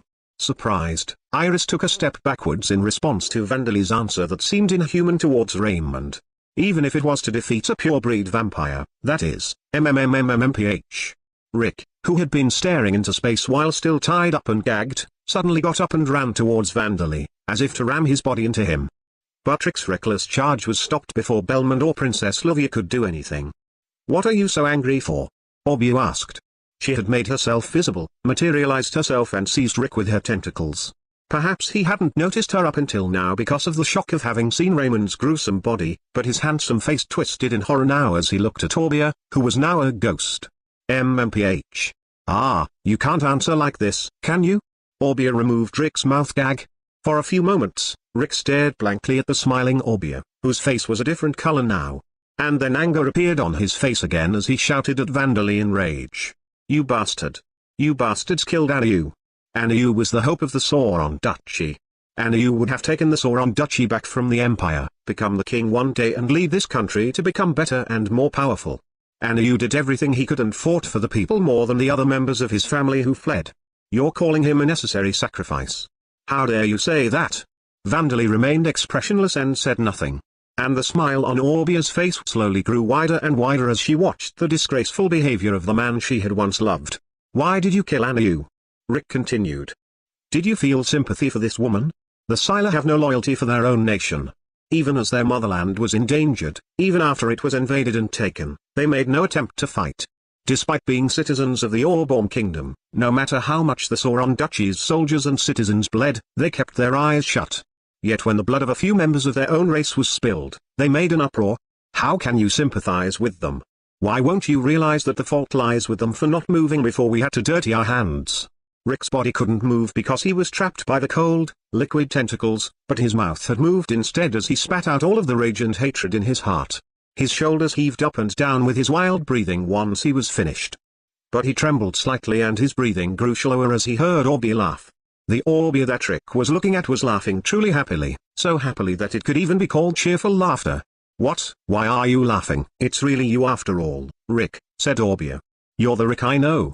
No matter what I ask, you only ever talked about your Onasan in the end. I thought you might change after you saw your Onasan being broken right in front of your eyes, but you haven't changed after all." "What? You?" "No, it was Vandali-kun," Orbia continued. "Even though I don't have any blood anymore, all the blood rushed to my head and I couldn't think of anything but killing him on the spot. So, you know, we don't love you anymore, Rick." "We?" Rick gasped as Sila faded into appearance around him, one after another. They, like Orbia, were victims whom Rick had tricked, killed with the poisoned ring and had their corpses put on display. "I've always been watching you closely. How dare you?" With Vandali giving them mana, they had gone from being mere spirits to ghosts. "None of us want to see your face anymore. We don't need you. So bye-bye, forever," said Orbia in farewell, but contrary to her words, she wrapped her arms around him and held him closer. "Stop, let me go. I will avenge you." Rick was engulfed and trapped inside Orbia, who was a water ghost. With bubbles coming out of his mouth, he thrashed his arms and legs around to try and escape from inside her, but the other Sila ghosts used the materialization skill and kept him trapped. Being killed by the spirits of the women he had rejected. Of all the fates that he could have met, this was probably one of the better ones. "Women's grudges are scary," whispered Miles. He had been watching with a horrified expression on his face, far away from Rick so that he wouldn't get involved. Iris almost nodded in agreement before returning to her senses and hastily shouting at Orbia to stop. "Wait. Please listen to what I have to say." "Eh?" Vandali was surprised as he heard Iris's voice. He had completely forgotten that she existed. The Thunder Ghost, who was once a scout of the Resistance Extermination Force, whispered into Vandali's ear. "This woman is probably the liberating Princess Knight of the Sauron Liberation Front." "I see, so you're an important member of the Resistance," said Vandali. "I'll listen to anything you have to say except for sparing Rick's life." As expected, Iris gave a groan, as if she was lost for words. But it seemed that she wasn't actually lost for words. She quickly began speaking. "It's true that he and his men did something unforgivable to the Sila," she said. "But his power, the power of the reborn Sauron Duchy army, is necessary to take the Sauron Duchy back. Although it is frustrating to admit, we can't do it alone. I will make him repent for his sins, so please stop them." "I'm really sorry, but no," said Vandali. "Ah, by the way, is there anywhere you'd like us to send you?" "Dana-sama, before that, I believe she will need something to wear," said Belmont. "Now that you mention it, that's true. It completely slipped my mind," said Vandali. He turned to Iris. I'll knit you something now. Do you have any requests for the color or design? Thinking that it would be morally problematic to abandon a half-naked woman, he produced threads with his mouth and began knitting. No, wait. I told you, listen to what I have to say. Iris approached Vandali, looking like she wanted to say more. Vandali stopped his knitting and directed his hollow gaze at her. Perhaps sensing something in that emotionless gaze, or perhaps realizing that Bellman's petrifying demon eye was pointed at her, ready to attack at any time, Iris stopped her feet. The emotion that Vandali felt towards Iris was, for once, the same as those of his eyes. He was tired of this. This word was sufficient to describe how he felt. But even if it's tiresome, maybe it's best that I explain things, Vandali thought as he started speaking. I don't think it's wrong to claim that Raymond and Rick's actions were for the purpose of retaking the Sauron Duchy, he said. I know that the world doesn't move on pretty words and wishful thinking alone, and I know that it's necessary to accept both good and evil in order to protect your nation. The Amid Empire occupying the Sauron Duchy isn't a situation that I would wish for, either. As Iris said, if Rick was used to gather the survivors of the reborn Sauron Duchy army, they might have the power to one day overcome the Empire's army. Furthermore, the now deceased Raymond could have gone on to become a fine duke, develop the Sauron Duchy and rule the people better, just as Rick said. Vandali understood this. Then, Iris began. But this is no reason to kill Orbia and the others, or force disadvantages upon the Sylar race. That is where you people of the Resistance are mistaken, Vandali continued. Vandali understood everything, but his response to all of that was, so what? This was the uncomfortable feeling that Vandali felt whenever he talked with members of the Resistance. They prioritized the great number of civilians in the Sauron Duchy over the Sylar race, but it was only natural for him to prioritize the Sylar like Orbia, Privel and Perivale over people he had never met, whose faces and names he didn't know. And it was troubling to only discuss the possibilities of the future. The problem at hand was the crimes that had been committed in the past. And you say that you'll make him repent for his sins, but it seems to me that if the Sauron Duchy is retaken, you'll use that achievement as an excuse to spare his life, Vandali added. For you people, saving everyone in the Sauron Duchy other than the Sylar will be a benevolent act that can cancel out the crime of tricking Orbia and the others, killing them and putting their bodies on a gory display, won't it? Did I say too much? Vandali wondered as he looked at Iris's face, which was now pale. But it seemed that she hadn't given up yet. We are not ignoring the Sylar race, Iris said. Then if the Sauron Duchy was to be retaken, how would the Sylar be treated afterwards? Vandali asked. I would think that it's only natural to let the Sylar move in and out of their own territory freely and set up branches of every guild for them, if not giving the chief of each village a court rank. That is, I can only say that we will do our best. This was the only answer that Iris could give. She was nothing more than a resistance leader, born to a family of knights. Even if her efforts were acknowledged, she could never become Duchess. Whatever she said now would only be empty promises. And Iris knew that important noblemen had a strong tendency to hate members of races like Sylar, who had superior physical ability, mana and lifespans compared to humans, being involved in the world of political and military affairs. That was why the Sylar had been trapped in their own territory and why it had been ensured that no guilds established branches for them. And as for reasons to kill Rick, I don't need to explain them, do I? I have the agreement of one of the chiefs, Perivale-san, on this, said Vandali. In fact, the motive behind tricking and killing Orbia and the others had been to use the entire Sylar territory as their fort and utilize the Sylar as their soldiers, so it was actually harder to find a reason to not kill Rick. Nobody, let alone Perivale or Privel, defended Raymond and Rick. A chief of the Sylar race, I see. Then I won't say any more. Iris seemed to have given up on pleading for Rick's life. But for a short while, can you make it seem as if Raymond and Rick died honorable deaths in battle? She asked. Raymond, an illegitimate child of Duke Sauron, and his younger brother Rick, had been pillars of the resistance movement. The truth behind their deaths would cause a huge scandal. The morale of the entire resistance was at stake, so Iris seemed to want to prevent this scandal from happening. We don't really mind that, said Orbia. She and the other water ghosts had thrown Rick onto the ground like a piece of trash after he stopped showing any signs of life. It seemed that they didn't have any interest in anything related to Rick. Vandali was slightly unhappy with this, but Orbia and the other water ghosts were the victims. If they didn't mind, then it was probably fine, so he gave Iris a nod. So, more importantly, Vandali-kun, I want to talk about the future of us Sylar, who think of you as someone who is really precious to us, said Orbia. I heard from Levia that you're a real king. That's amazing, huh? So apparently, you have some nice marshlands. I do, but about half of it is land for the lizardmen, said Vandali. But you still have the other half, right? Said Orbia.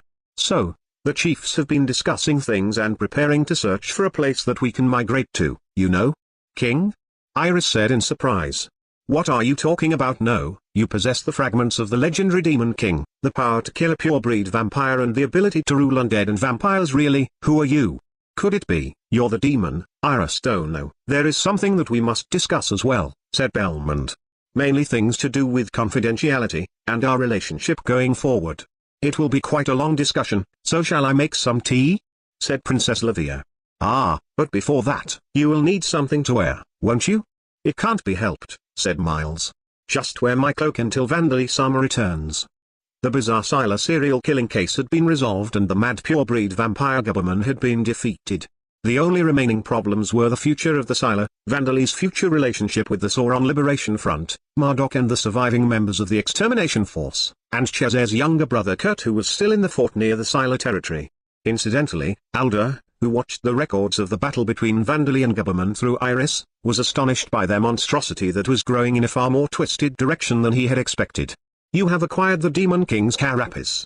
The levels of the rapid healing, death attribute magic, status effect resistance, magic resistance, demon path enticement, guidance, demon path, strength and attack power while unarmed, mana enlargement, no attribute magic, mana control, spirit form, multicast, parallel thought processing, high-speed thought processing, plant binding technique, insect binding technique, artillery technique, demon king fusion and abyss skills have increased.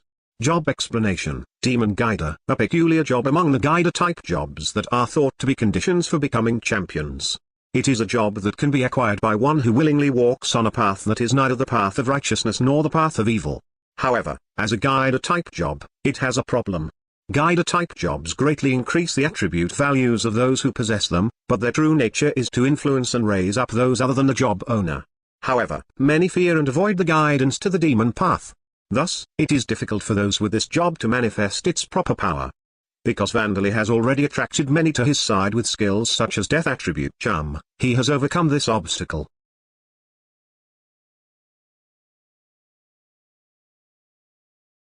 Chapter 117, Dear Younger Brother. When the familiar spirit sent after Gubberman activated, the familiar spirit descent skill was destroyed by Vandali. Hukaka, the evil god of joyful life, felt both surprise and relief. Having a bad feeling, he had immediately dispatched a weak, replaceable familiar spirit, minimizing the damage he suffered.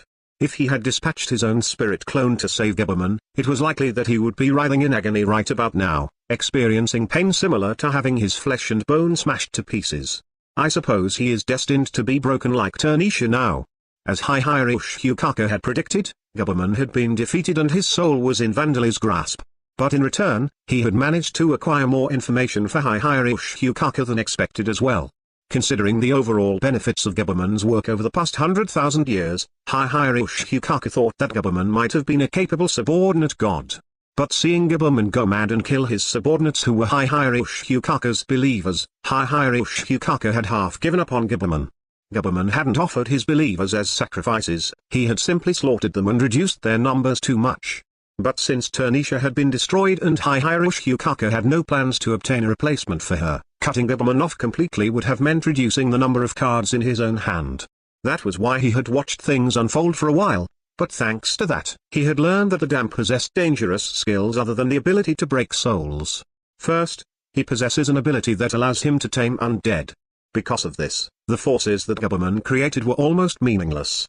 Second, he has an enormous amount of mana that is similar in quality to the Demon King's, allowing him to use the Demon King's fragments masterfully. The ability to tame existing undead created by others was a complete upgrade on Hukaka's divine protection. The volume and properties of mana that allowed the simultaneous use of multiple fragments of the Demon King, something that would normally cause the Demon King encroachment degree skill level to increase instantly, burning through the wielder's sanity and mana and sending the Demon King's fragments on a rampage. The latter was extremely dangerous in particular. The Demon King's fragments were powerful. There were differences between individual fragments, but a single fragment would allow the wielder to do battle against a hero equipped with upper class and legendary class arms made of mithril and adamantite. But in the end, this was borrowed power. Gubberman and Turnisha had come up with ways to combine it with their own martial skills, but even so, it was difficult to say that they had used that power to their full potential. However, Vandali was using this power masterfully as if it came to him naturally. And in addition to the Demon King's blood that he had acquired and the horns that he had taken from Turnisha, he even possessed the suckers and ink sacs that were supposed to be in the possession of Meriveil, the evil god of slime and tentacles. That god, who had been taken in by Vida, had only acted through the Sila for the past 100,000 years. Considering this, the Demon King's fragments had likely been given to Vandali rather than stolen. Through Gabuman's eyes, Hukaka had seen that there was a Sila ghost among the ghosts that followed Vandali. And now, with the Demon King's carapace taken from Gabuman, Vandali possessed 5 fragments. This was troubling news. The Demon King's fragments were powerful individually, but they displayed even greater powers when multiple fragments were combined. This was only natural, as it was the Demon King Gyujiranes who had combined all of these fragments and led the evil gods, including Hukaka, in a difficult battle against the champions and even destroyed 4 of those champions. And that job is problematic as well. It seems that he acquired a guider-type job, just as Turnisha feared in the moments before her death. And he possesses the hostility skill as well. Hostility was a superior version of skills such as Goblin Slayer and Dragon Slayer that increased the damage dealt by the skill owner against certain enemies. Its effect was simple, it increased the damage the skill owner dealt against all enemies. Because of this skill, the reflected effect of the demon eyes of destruction had caused even greater damage to Gabuman. And unfortunately for him, he had activated the Demon King's carapace and used his enhanced defense to try and endure his enemies' attacks. He had deliberately chosen to receive attacks from a foe who possessed a permanent damage-increasing effect. In hindsight, Gabuman might have had a better chance to win the battle if he had fought steadily using the space attribute magic and martial skills that he was proficient with, rather than relying on the Demon Eyes of Destruction and Demon King's fragment. Furthermore, if he had kept his subordinates ready and waiting instead of turning them into undead, he would have had more tactics available to him, such as using his subordinates as decoys to buy time.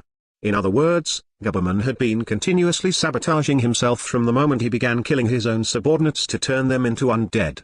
He had gifted his enemy with more forces by turning his subordinates into undead, had the power of his demon eye that he was overconfident in reflected back onto him by his enemy's abyss skill and activated the Demon King's carapace, adopting a strategy of defending against the attacks of an enemy with a damage-increasing skill. Considering the sizes of Gabuman and Vandali's mana pools, it was probably also a poor move to try and attack the vampires who had once been Gabuman's subordinates and the monsters that Vandali had produced from his body. Gabuman might have been able to buy some time with this, but he had paid an enormous amount of mana to do so. The amount of mana that Vandali had spent to defend was larger than the amount that Gabuman had expended in terms of the raw numbers, but considering Vandali's total mana pool, it wasn't a significant amount. There had been no way for Gabuman to win a battle to the death where he was tightening a noose around his own neck. But the problem was not Gabuman, whose fate had already been sealed, but whether Hukaka's only remaining pawn, Berkine, would be able to kill Vandali. Berkine was inferior to Turnisha in offensive power and inferior to Gabuman in defensive power. Did he have any chance of defeating Vandali? As a pure-breed vampire, Berkine was equal to Turnisha and Gabuman in terms of power. He could use magic and martial skills to a high standard, and though it wasn't suited for direct combat, he did possess a fragment of the Demon King. His qualities were not those of a warrior or mage, but those of a conspirator pretending to be a strategist. In a way, he was a man who believed in himself. It would be difficult. The probability wasn't zero, but Hukaka thought that Berkine, who was inferior in fighting strength to the other 2 pure-breed vampires, had slim chances of defeating Vandali, who had already defeated both. Vandali hadn't fought Turnisha or Gabuman head-on. But his power had increased remarkably since the time he faced Turnisha. If Hukaka asked himself whether Berkine would be able to deal with Vandali's development, he could only answer that it would be difficult. But no matter how slim his chances of victory are, he must be victorious, or there will be no future for me. News of Turnisha's defeat had already spread beyond the Barngaya continent. Gabuman's defeat would be well known before long, too. If people lost their fear of Hukaka, the evil god of joyful life, and no longer saw a reason to fear him, only his own downfall would await him. From a mortal's perspective, it might be a mere downfall in image, but for Hukaka and the other evil gods who were the remnants of the Demon King's army, there was no purpose if they were not feared. Being treated with contempt would be their end. The 3 pure-breed vampires had been very effective as billboards to instill fear, but now, that had backfired on Hukaka. There was also the option of simply fleeing, but Vandali, whose mother was a dark elf, would live between 3,000 and 5,000 years. It was difficult to imagine that Hyukaka would manage to escape him for that long. With that being the case, the best plan was to make a gamble while he still had a chance at victory. I suppose I shall form a plan that works under the assumption that Berkine's plan fails. Hyukaka turned his gaze towards Berkine, who was still unaware of Geberman's destruction. 2 days after being abducted by vampires, Iris Bearheart reappeared before her companions of the Sauron Liberation Front. "I'm happy that you are so vigilant, but isn't it about time you believe me?" asked a wet-faced Iris. Her companions had been pouring holy water over her the moment she had reappeared. "As you can see, the color of my eyes hasn't changed. I haven't got fangs, and I still have a pulse. I'm not a vampire or an undead," she said. Finally, Debus and the others lowered their silver weapons that consisted of silver tableware. "Oh gee, I'm so glad you're safe," Debus exclaimed. "I thought it was over. If you'd come back a day later, I would have been forced to become the Princess Knight." Wiping her wet face with a cloth that she had been handed, Iris returned the happy smile of her companions. She had made preparations so that things would remain in order even if she died at any moment, but she hadn't desired death. She was truly happy at being reunited with her companions. "But Oju, just how did you escape the vampires?" Debus asked. "About that Debus, everyone, the Sauron Liberation Front has always been acting with the resolve to accept both good and evil," said Iris. From the point of view of those who currently rule the Sauron Duchy, the Resistance was undeniably a group of criminals. No matter what kind of high ideals they hadn't been able to get by through clean actions alone. They had even stained their hands with acts that ignored the principles of chivalry altogether. Debus's betrayal of the slave merchant had been a spectacularly murky act for a member of the Mercenaries Guild. But I have gained the resolve to tread through even murkier waters. "Do you have the resolve to follow me?" Iris asked her companions. The Sauron Liberation Front had made sure not to step over a certain line, but Iris's companions gasped at her mentions of treading through murkier waters.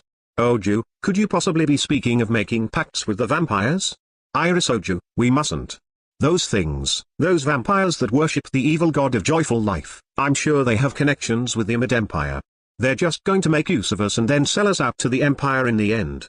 Iris's companions had waded through murky waters numerous times, but making deals with the vampires who worshipped the evil god of joyful life was such a contaminated river that it made all of the past deeds they had done look like clear spring water. They were beings who scorned and trampled over the most basic rules that even applied in the underworld. They could not be trusted to keep up their ends of any bargains. That was what Iris's companions were trying to tell her. "No, they're not the ones we're going to be making a deal with," Iris told them. "We'll be making a deal with an organization led by the one who defeated Geberman, one of the leaders of the vampires who worship the evil god of joyful life, and saved me. They offered me conditions and promised to offer us aid if these conditions are fulfilled." "Geberman? You mean a pure-breed vampire was defeated? There's no way. But look, Iris Oju was taken by Geberman's subordinates, but she's safe and back with us now, so it might be true," said Debus. "Iris Oju, just who in the world is this monster who defeated a monster from the Age of the Gods and asked us to tread through murkier waters?" Iris looked at her surprised companions as she answered. "Vandali Dono, a damp with the title of Holy Son of Vida, who is responsible for slaughtering the Mig-Shield Nation's expedition army of 6,000 in the southern region of the continent. The conditions that he offered are: the extermination force led by Mardokzit had defeated Raymond and Rick, the Paris brothers who led the reborn Sauron Duchy army. Having received this information, Kurt Ligston decided that he should be happy about this. The Paris brothers had been the most troublesome bunch among the resistance. The Sauron Liberation Front led by the liberating Princess Knight was troublesome as well, but the reborn Sauron Duchy army led by the brothers had considerable organizational capability, and they were a powerful enemy with many former members of Knight's orders among their ranks. Many units that had underestimated them as another mere resistance group had suffered great losses. This resistance organization had been exterminated, so as an unimportant part of the Empire's army, it was something that Kurt should be happy about. But it is quite surprising that two such important individuals were hiding in a place like this. And even more surprising was your skill that brought us their heads, Kurt said with a smile, praising Mardok, who had come to deliver this report. Kurt was truly happy from the bottom of his heart. "Now quickly, allow me to get out of this small fort, make a triumphant return to the army's headquarters and then receive my promotion in the Empire," Kurt thought as he offered Mardok a drink. Mardok, whose face was wrapped in bandages, emptied the cup given to him before speaking. "Not at all. I lost many of my subordinates in the process. This is all the result of their work." Mardok's tone of speech was strange due to his injuries, but Kurt felt more discomfort at the words that he had spoken. Was Marduk the kind of man to say such admirable words? It was true that nearly half of Marduk's unit had died. As a unit, these losses were enormous, and it was likely that many of the victims had been with Marduk for a long time. This was why Kurt didn't consider it completely unnatural that Marduk was thinking about the men who had been sacrificed. But would he show these emotions to Kurt, whom he had been thoroughly unpleasant towards up until now? I was certain that he would at least say something like, "For you to not notice such large figures hiding in a place so close by, you must really enjoy engaging in unarmed combat with the documents on your desk." Taking no notice of Kurt's suspicions, Marduk changed the topic of conversation to an entirely different one. "Come to think of it, are you aware of the incident in which a hurricane dragon's roar was heard several days ago?" Marduk asked. "Yeah, since we could even hear it from here," said Kurt. "But nothing strange has been happening, so I suppose it is just their mating season, or perhaps a territorial conflict with another dragon. What is this about, all of a sudden?" Kurt wondered, growing more and more suspicious. But Marduk continued speaking. "If I were to tell you that the dragon's roar was a sign that something crawled out from the other side of the boundary mountain range, what would you do?" Marduk don't know. "What are you saying?" Kurt asked. "Monsters crawling out from the other side of the boundary mountain range." This was a phenomenon that occurred several times a year in Kurt's homeland, the Mage nation. These were mostly monsters that lost the battle for a place in the mountain range and wandered outside after being expelled. However, a monster that would cause a hurricane dragon to roar, a monster that would threaten not only this fort but the existence of the entire Sauron duchy, had never emerged from the mountain range. "There is no way that is possible," Kurt said. "If that was true, then we would have bigger things to worry about than the resistance. We would need to send a message to the army headquarters right now, send out requests to summon A-class adventurers." Suddenly, an unfamiliar noise came from the wooden door behind Kurt. He immediately turned around, and then opened his eyes wide in surprise. A small silhouette so black that it looked as if it were enveloped in the darkness of the night itself had entered the room by breaking through the office door that was made of rotting wood. In this world, windows are usually wooden doors, so the outside the window? "Joke can't be used, can it?" said the small silhouette that was covered completely in black with a flat tone that was very out of place. "Your Majesty, I cannot understand that joke." Another figure completely covered in black, about the size of an adult man, entered the room after the smaller one. Thieves!" Kurt shouted. "Marduk don't know, the soldiers at the front? I shall have you be quiet now." Marduk produced a dagger from his pocket and placed its blade at Kurt's neck. "The men at the front have already been replaced by my subordinates." "Marduk, what are you playing at, you bastard?" Kurt demanded. He had been personally distrustful of Marduk, but Marduk was supposed to be exceptional as a soldier. Kurt was more bewildered than angry at Marduk's betrayal. In this situation, what purpose was there in betraying Kurt, who was nothing more than the commander of a small fort? "Actually," Marduk began. "I'm not Captain Marduk, you know," said another voice, finishing the sentence. A familiar-looking man emerged from Marduk's back like a lava emerging from its chrysalis. "You're from the extermination force," said Kurt. Kurt didn't remember the man's name, but he had been a scout of Marduk's unit. Kurt had seen him a few times, but he had always maintained a stiff expressionlessness, perhaps because he was earnest or perhaps because he was simply a gloomy individual. "I am Kimberly, formerly of the Extermination Force, Commandant Kurt Ligston." The man had become quite transparent, but he was now giving a twisted smile, a grin that exposed his teeth. As Kimberly emerged, Marduk collapsed onto the ground like a piece of rotten wood, but Kurt found himself unable to move. Kimberly was far too close for Kurt to try anything. Kurt was the third son of the Ligston family of earls that had served as marshal for generations, but he himself didn't possess the fighting strength of a hero. He wasn't particularly strong compared to the average knight. "I might have been able to do something if I had some more space and my weapon and shield were nearby, but well, I was completely defeated the moment the captain got close to me," Ligston thought. But even as he gave up hope, his mouth asked another question on its own. To think that Marduk was possessed by a ghost. What about the other members of the extermination force? No, Marduk is the only one who has been taken over by a ghost's possession skill. "I'm just manipulating the others," said the small, black figure. "That makes no difference to me," said Kurt. It seemed that over a dozen enemies had entered the fort. The morale of the soldiers holed up in the fort had never been high to begin with, and it was unlikely that they had felt any sense of caution towards Marduk and his men who had made a triumphant return after taking the heads of two important members of the resistance. Thinking about future improvements that would likely never be made, Kurt turned his gaze towards the small figure. "So, what's your goal? Surely you're not going to tell me that you're after my head," he said in self-deprecation. The small figure shook its head as it answered. No, our goal is you. But with your head still attached, if possible. A pale smoke rose from the small figure, and the blackness that looked like the darkness of the night rapidly began to disappear. What was left was a white damp child. Kurt himself had never seen this child before, but he remembered the top secret orders that he had been given just in case. You are Vandali? Vandali blinked in surprise at the fact that his own name had come from Kurt's mouth. Why do you know my name? He asked. It is a name told to me by the top brass of my homeland, said Kurt. After doing all of those things, slaughtering the entire expedition of 6,000 men, sending over half of them back as undead and then destroying the cultivated land using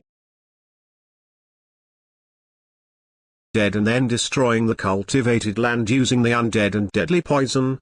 Did you think that we would not be cautious of you?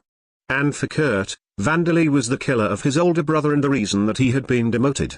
He had wondered what kind of monster Vandali would be, but Vandali's appearance was truly that of a child. He had a well-featured face that could pass for a girl's, a doll-like expressionlessness and wax-like skin that didn't look like it belonged to a living person at all. But he was a monster to be feared. Kurt had heard from Thomas Palpabek, the Mage Shield Nation's marshal, that this monster haunted the southern region of the continent beyond the Boundary Mountain Range. Top secret orders had been issued to the commanders of the forts, checkpoints and garrisons near the Boundary Mountain Range, to be followed in the event that Vandali was discovered. Those orders were to report the damp's appearance to the homeland and then prioritize avoiding battle and keeping casualties to a minimum. But Kurt hadn't been seriously vigilant about this, as he hadn't expected that the damp would appear in the former Sauron Duchy to the north of the Boundary Mountain Range. He would never have dreamed that Vandali would come to the former Sauron Duchy in order to obtain rice. I see. Well, I suppose any place under the Empire's rule would at least do something like this, said Vandali, satisfied with this explanation. So, this is the business that I've even gone as far as to use my ink to sneak in here for. I want to recruit you. Recruit me, you say? Kurt repeated, doubting his own ears. It seemed impossible in a variety of ways. He found it difficult to believe that he was even that valuable an individual. But then he voiced the greatest of the questions that he had. Can't you do that after killing me and turning me into an undead without making all this effort? Considering the expedition army's transformation into undead and Kimberly's transformation into a ghost, there was no doubt that the boy in front of Kurt's eyes could tame undead. So then, why was he going out of his way to recruit a living soldier of an enemy nation? Wasn't this some kind of trap? Kurt couldn't trust Vandali at all until these questions were answered. But it wasn't Vandali who answered Kurt's question. It's because I recommended it, said the larger figure, who had remained silent after the first words it spoke when it first entered. A thin smoke rose from the figure. The Demon King's ink that had been used as camouflage disappeared, revealing a deathly pale face that Kurt knew very well. Kurt's jaw almost dropped onto the ground. And you, Shazar, and you? I received your letter before the expedition army departed, but it's been 4 years since we last talked directly? Or should I say that it's the first time? It seems that you've aged considerably since we last met. Shazar's gaze wandered as if lost, and then he shrugged his shoulders as if finally giving up on something. It's useless. I can't remember what kind of face I made when I talked to you. Did I have a politer tone? Leaving that aside, have you gotten married yet? That is the face, and you. After you became an adult, you did have a politer tone, however, said Kurt. The marriage proposal I reported in my letter was cancelled after the expedition army was defeated and I was demoted. I see. That's convenient for us, said Shazar. So, you were wondering why we made all this effort to recruit you, weren't you? I would like you to apologize, and you, even if only as a formality. From Kurt's point of view, the words and behavior of the undead before his eyes were exactly like those of his older brother, to the point that they were exchanging these words so naturally. Kurt was a believer of Valda. It was only natural for him to believe that undead were evil beings. But he couldn't deny that this was certainly his older brother. The reason is because there is a possibility that your personality and memories will be damaged when you become an undead, Shazar continued. It's only natural, since it's something that happens after you die. I've changed quite a lot myself, haven't I? No, that is not no, you have indeed changed quite a lot, Kurt agreed. He felt that there was something decisively different about his older brother compared to when he had been alive. While he was alive, Shazar would have never infiltrated a fort of the enemy army for any reason. There are some who become more useful after becoming undead. That's true for me and Kimberly. But that doesn't mean it will be true for you. That's why His Majesty has come to recruit you. If I refuse, will I be killed and turned into an undead? Kurt asked with a bitter smile. Yes, Vandali replied. It's already been decided that this fort will fall, so that's what will happen. There wasn't any use in lying, so he answered honestly. The act of slaughtering 6,000 people from Kurt's own nation and returning them as undead might have been a defensive battle followed by a counterattack from the perspective of Vandali and his allies, but from Kurt's point of view, these actions were likely the act of a fiend. So, this is how you'll be treated if you accept my recruitment. My nation doesn't have an aristocratic system yet, so I can't guarantee you a court rank, however. Vandali handed Kurt a document. Kurt took it, but before even looking at it, he gave Vandali a bewildered look. Didn't you think that I would be enraged and refuse you? You are my brother's killer. I did, said Vandali. That's why I prepared plenty of fighting forces before coming here. Princess Livia, Orbia and a large number of other ghosts appeared around Vandali for a moment, and then disappeared again. Realizing that the creepily smiling Kimberly wasn't the only ghost around, Kurt's expression stiffened. But Chazère has told me that you're a calm, patient person, Vandali continued. If you still hate me, then it can't be helped. It's fate that we're speaking face to face like this, so I would accept if you were to challenge me to a one-on-one duel. Would you like that? With his expression still frozen, Kurt thought the strength left his face and shoulders as he gave his answer. I shall decline. I am thankful for your consideration. Even if they were to duel, Kurt did not feel like he could win against the child before his eyes. Chazère and Kimberly had been looking at him to silently urge him to decline as well, but the Marshal's secret written orders had also read, avoid fighting him at all costs. And Kurt had never particularly hated the monstrosity that had turned the tables on the expedition army.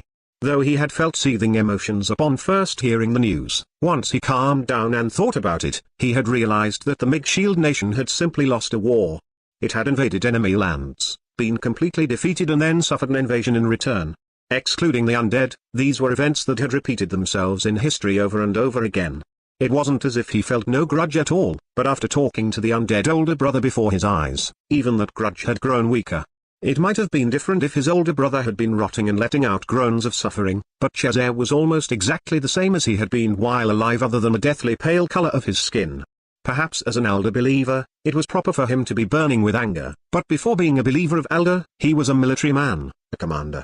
The king of the enemy nation had personally come to meet him and offered him a chance to change sides before killing him. This was a prestigious thing, and in this situation, he had essentially already been defeated. Considering these facts, Kurt had no time to be enraged. Anger simply got in the way of his work. But what will happen if I sell out my subordinates and betray my homeland? Kurt asked. The details regarding that are written in the document, said Vandali. Kurt lowered his gaze to the document in his hands to find that the details were indeed written there. If Kurt accepted Vandali's recruitment, all of his subordinates' lives would be spared. And there were promises that would be fulfilled if the Mage Shield nation went to war with Taylorsheim, the nation that Vandali ruled, such as actions being taken to persuade the Ligston family to join Taylorsheim's side. If all of the promises written here were kept, they were extraordinarily good conditions for Kurt. However, there were also some points that concerned him. Why have you gone out of your way to write, I will definitely kill Thomas Palpabek, and this is not negotiable? Kurt asked. He has connections to the vampires who worship an evil god, and he is one of the masterminds behind my mother's death, Vandali replied. Would you care to tell me about this topic in more detail, Your Majesty? It didn't take long for Kurt to renounce his faith in Elder and swear loyalty to Vandali and his nation while still alive. Name, Ison rank, 7 race, huge Skogsra level, 1. Passive skills, superhuman strength, level 7 rapid regeneration, level 6 status effect resistance, level 6 magic resistance, level 6 physical resistance, level 6 augmented vitality, level 8 enhanced physical ability, bark, branches, level 7 fruit production, level 10 sap production, level 10 branch production, level 10 allure, level 5 active skills, unarmed fighting technique, level 3 throwing, level 3 armor technique, level 1 spirit siphon, level 1 monster explanation, Skogsra, a plant-type monster of which none currently exist in Lambda other than Ison. She appeared as a result of her rank increasing from being an immortal int, and this race name was given to her because her appearance is similar to fairies that appear in legends that Vandali heard in origin. There are also similar legends on Earth. Their base rank is 6. They are beautiful women with green skin, but the skin on their backs is replaced with bark, and several branches grow from there. Also, they possess tails similar to those of cows for some unknown reason. There are no other Skogsra in Volume 5, so it is difficult to inspect them as a race, but because Ison was formerly an immortal int, she possesses powerful regenerative abilities and a great resistance to status effects. When she was an immortal int, she swung her branches and roots to fight, so she has acquired the unarmed fighting technique skill. She has also learned the throwing skill from throwing her fruit. She can extend the branches on her back to use them as weapons, and produce fruit from them. Also, her sap can be used as an ingredient for a high-quality syrup. The wooden clothes that she wears were actually created by her, and can be replaced at any time. Other than her simple fighting strength, she is also surrounded by a charm similar to that of a high-class prostitute due to her allure passive skill, and she can touch any creatures she seduces to attack them with spirit siphon. Also, it is thought that she can become capable of using earth attribute magic, life attribute magic, or perhaps both. She looks similar to a human in appearance, but she is essentially a plant, so she can survive for a long period of time as long as she has water and sunlight. However, she is also capable of eating. Incidentally, it is a mystery as to why she only ever says, eat. It is thought that her vocabulary will grow in the future. She secretly participated during the battle against Gubberman, and with the experience points gained during this battle, she has developed into a rank 7 huge Skogsra. As the Adventurers Guild has never identified Skogsra, the parts used as proof of extermination, how dangerous they are and the tradable materials that can be obtained from them are unknown.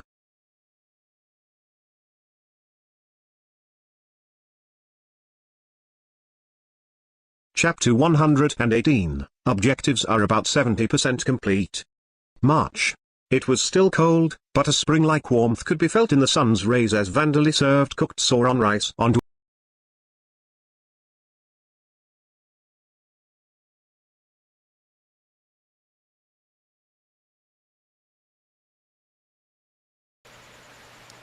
Alright, hello. This is this is your shirt back again. I can't speak all of a sudden. Oh well. I hope you won't hear the rain going on right now, but yeah. It's a bit of a timing because I just finished this. Yeah, I think this is all done because I feel like it's too exaggerated if I add more uh, effects or other details on this design. So yeah, technically this thing is fully done. Alright, so I am very satisfied with how it turned out. If I may have some issues with it in the near future, I'll correct it in my next artwork if I do. But this thing really taught me a lot of improvements to my art style. And I really love how I did the effects for the rain. I didn't expect I could do something like this. Oh my goodness. It looks really good. The blur of the rain is just perfect. And effect on her clothes, yeah, it's doing magic on it. The water drops and water on her skin is really nice. Not sure if I did a good job over here, but I think it's okay because it's not as detailed as it's supposed to be. But also the light is shining from that area, so the detail shouldn't be that much being covered by that light. So yeah, that's good. And yeah, it's reflecting towards the bushes with this nicely particle effect that I added here. Kind of gave a bit of a manga effect, but also this wonderful water spray or something if you look at it from afar. You see? Nice. I added that also on the shoulders, the head, and also on some part of the arms and the skirt. And yeah, voila! We have this really wonderful artwork uh, that I am very proud of now. People might disagree, but I think this is really good now. And yeah, makeup is good. The water on the skin is really good also. Highlights, guess it's still needs a bit of a workout for my next project, let's say. And some of the line work. I may need to make a much cleaner line work next time, using some really nice pen rather than using this scratchy pen that I used here. But other than that, it's the effects, the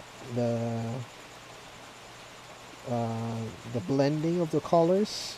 They work really wonderful. And also the tree over here, I added a bit of green, and it works really well. Also added a bit more black. Uh, I'm kind of not sure if I did was the right decision to do. Mm, but it does looks really good from afar. You can see, like what I did earlier. I did the gray effect to see if the values and lighting were good, and I think it's really good already for this effect. And now that I've uh, yeah, I think we can post this now. Add this to the gallery, I think. Yep. Posted the date over here and my signature. I think the water is a bit yeah, it's okay, I think. Is it a bit distracting? Not sure. Let me do something about it first. What would be nice to use on this? Probably yeah, this one. Use a tool. Oh yeah, that's good. That looks better. Okay. Other side too. Okay. Yeah. Not too detailed. It still looks like that her upper part of her clothes are wetter compared to the ones at the lower part. So yeah. And also the lighting would work well, making it more prominent. Whoops. Sorry about that. Some few alarms here coming on. Oh well. For now, I think I'll save this for today, and I'll post this in the social media tomorrow. It's getting really late today, and my back is killing me right now. For some reason, my back is not in its best condition. I might need a good massage for tomorrow. I'll take a break from work and have a relaxing day. And yeah, so far so good. The art style for the fan art for this session of the uh, art with adventure, for the fan art of Wednesday Adams from the Adams Family, or the Wednesday uh, Netflix show, is finished. Hooray! Anyway, for the story of the Death Mage Who Doesn't Move the Fourth Time, we just down another high ranking vampire with Vandal's wonderful strategy, and they got their revenge. They got their the four more titans that were turned into undead back to their side now. Vandal would definitely do something to fix them up now that they have them. And he gained a lot of newcomers due to uh, to Birkin's stupidity. So yeah, and we have some few updates also from the people in the other planet, from his classmates and his former comrades that definitely killed him last time. But yeah, I guess there's gonna be a build up for that story also. Let's just wait for more of the upcoming stories. Yeah, don't worry about me stopping for more art with adventure, because I'll definitely continue a different fan art. I have some plans, and so the story will continue, and me doing some few more designs. Hopefully, you would be back and watch this again, this series, because I'm totally enjoying this wonderful adventure of me listening to stories and me learning new ways of how to do art and applying it. Alright, I guess that's enough, and I'll save this for now, and look forward tomorrow. I'll post it in my social media, And on Pixiv, of those who have a Pixiv account, please support me there also. uh, all right. So thank you again, and this is your boy Shrimp signing off. Peace.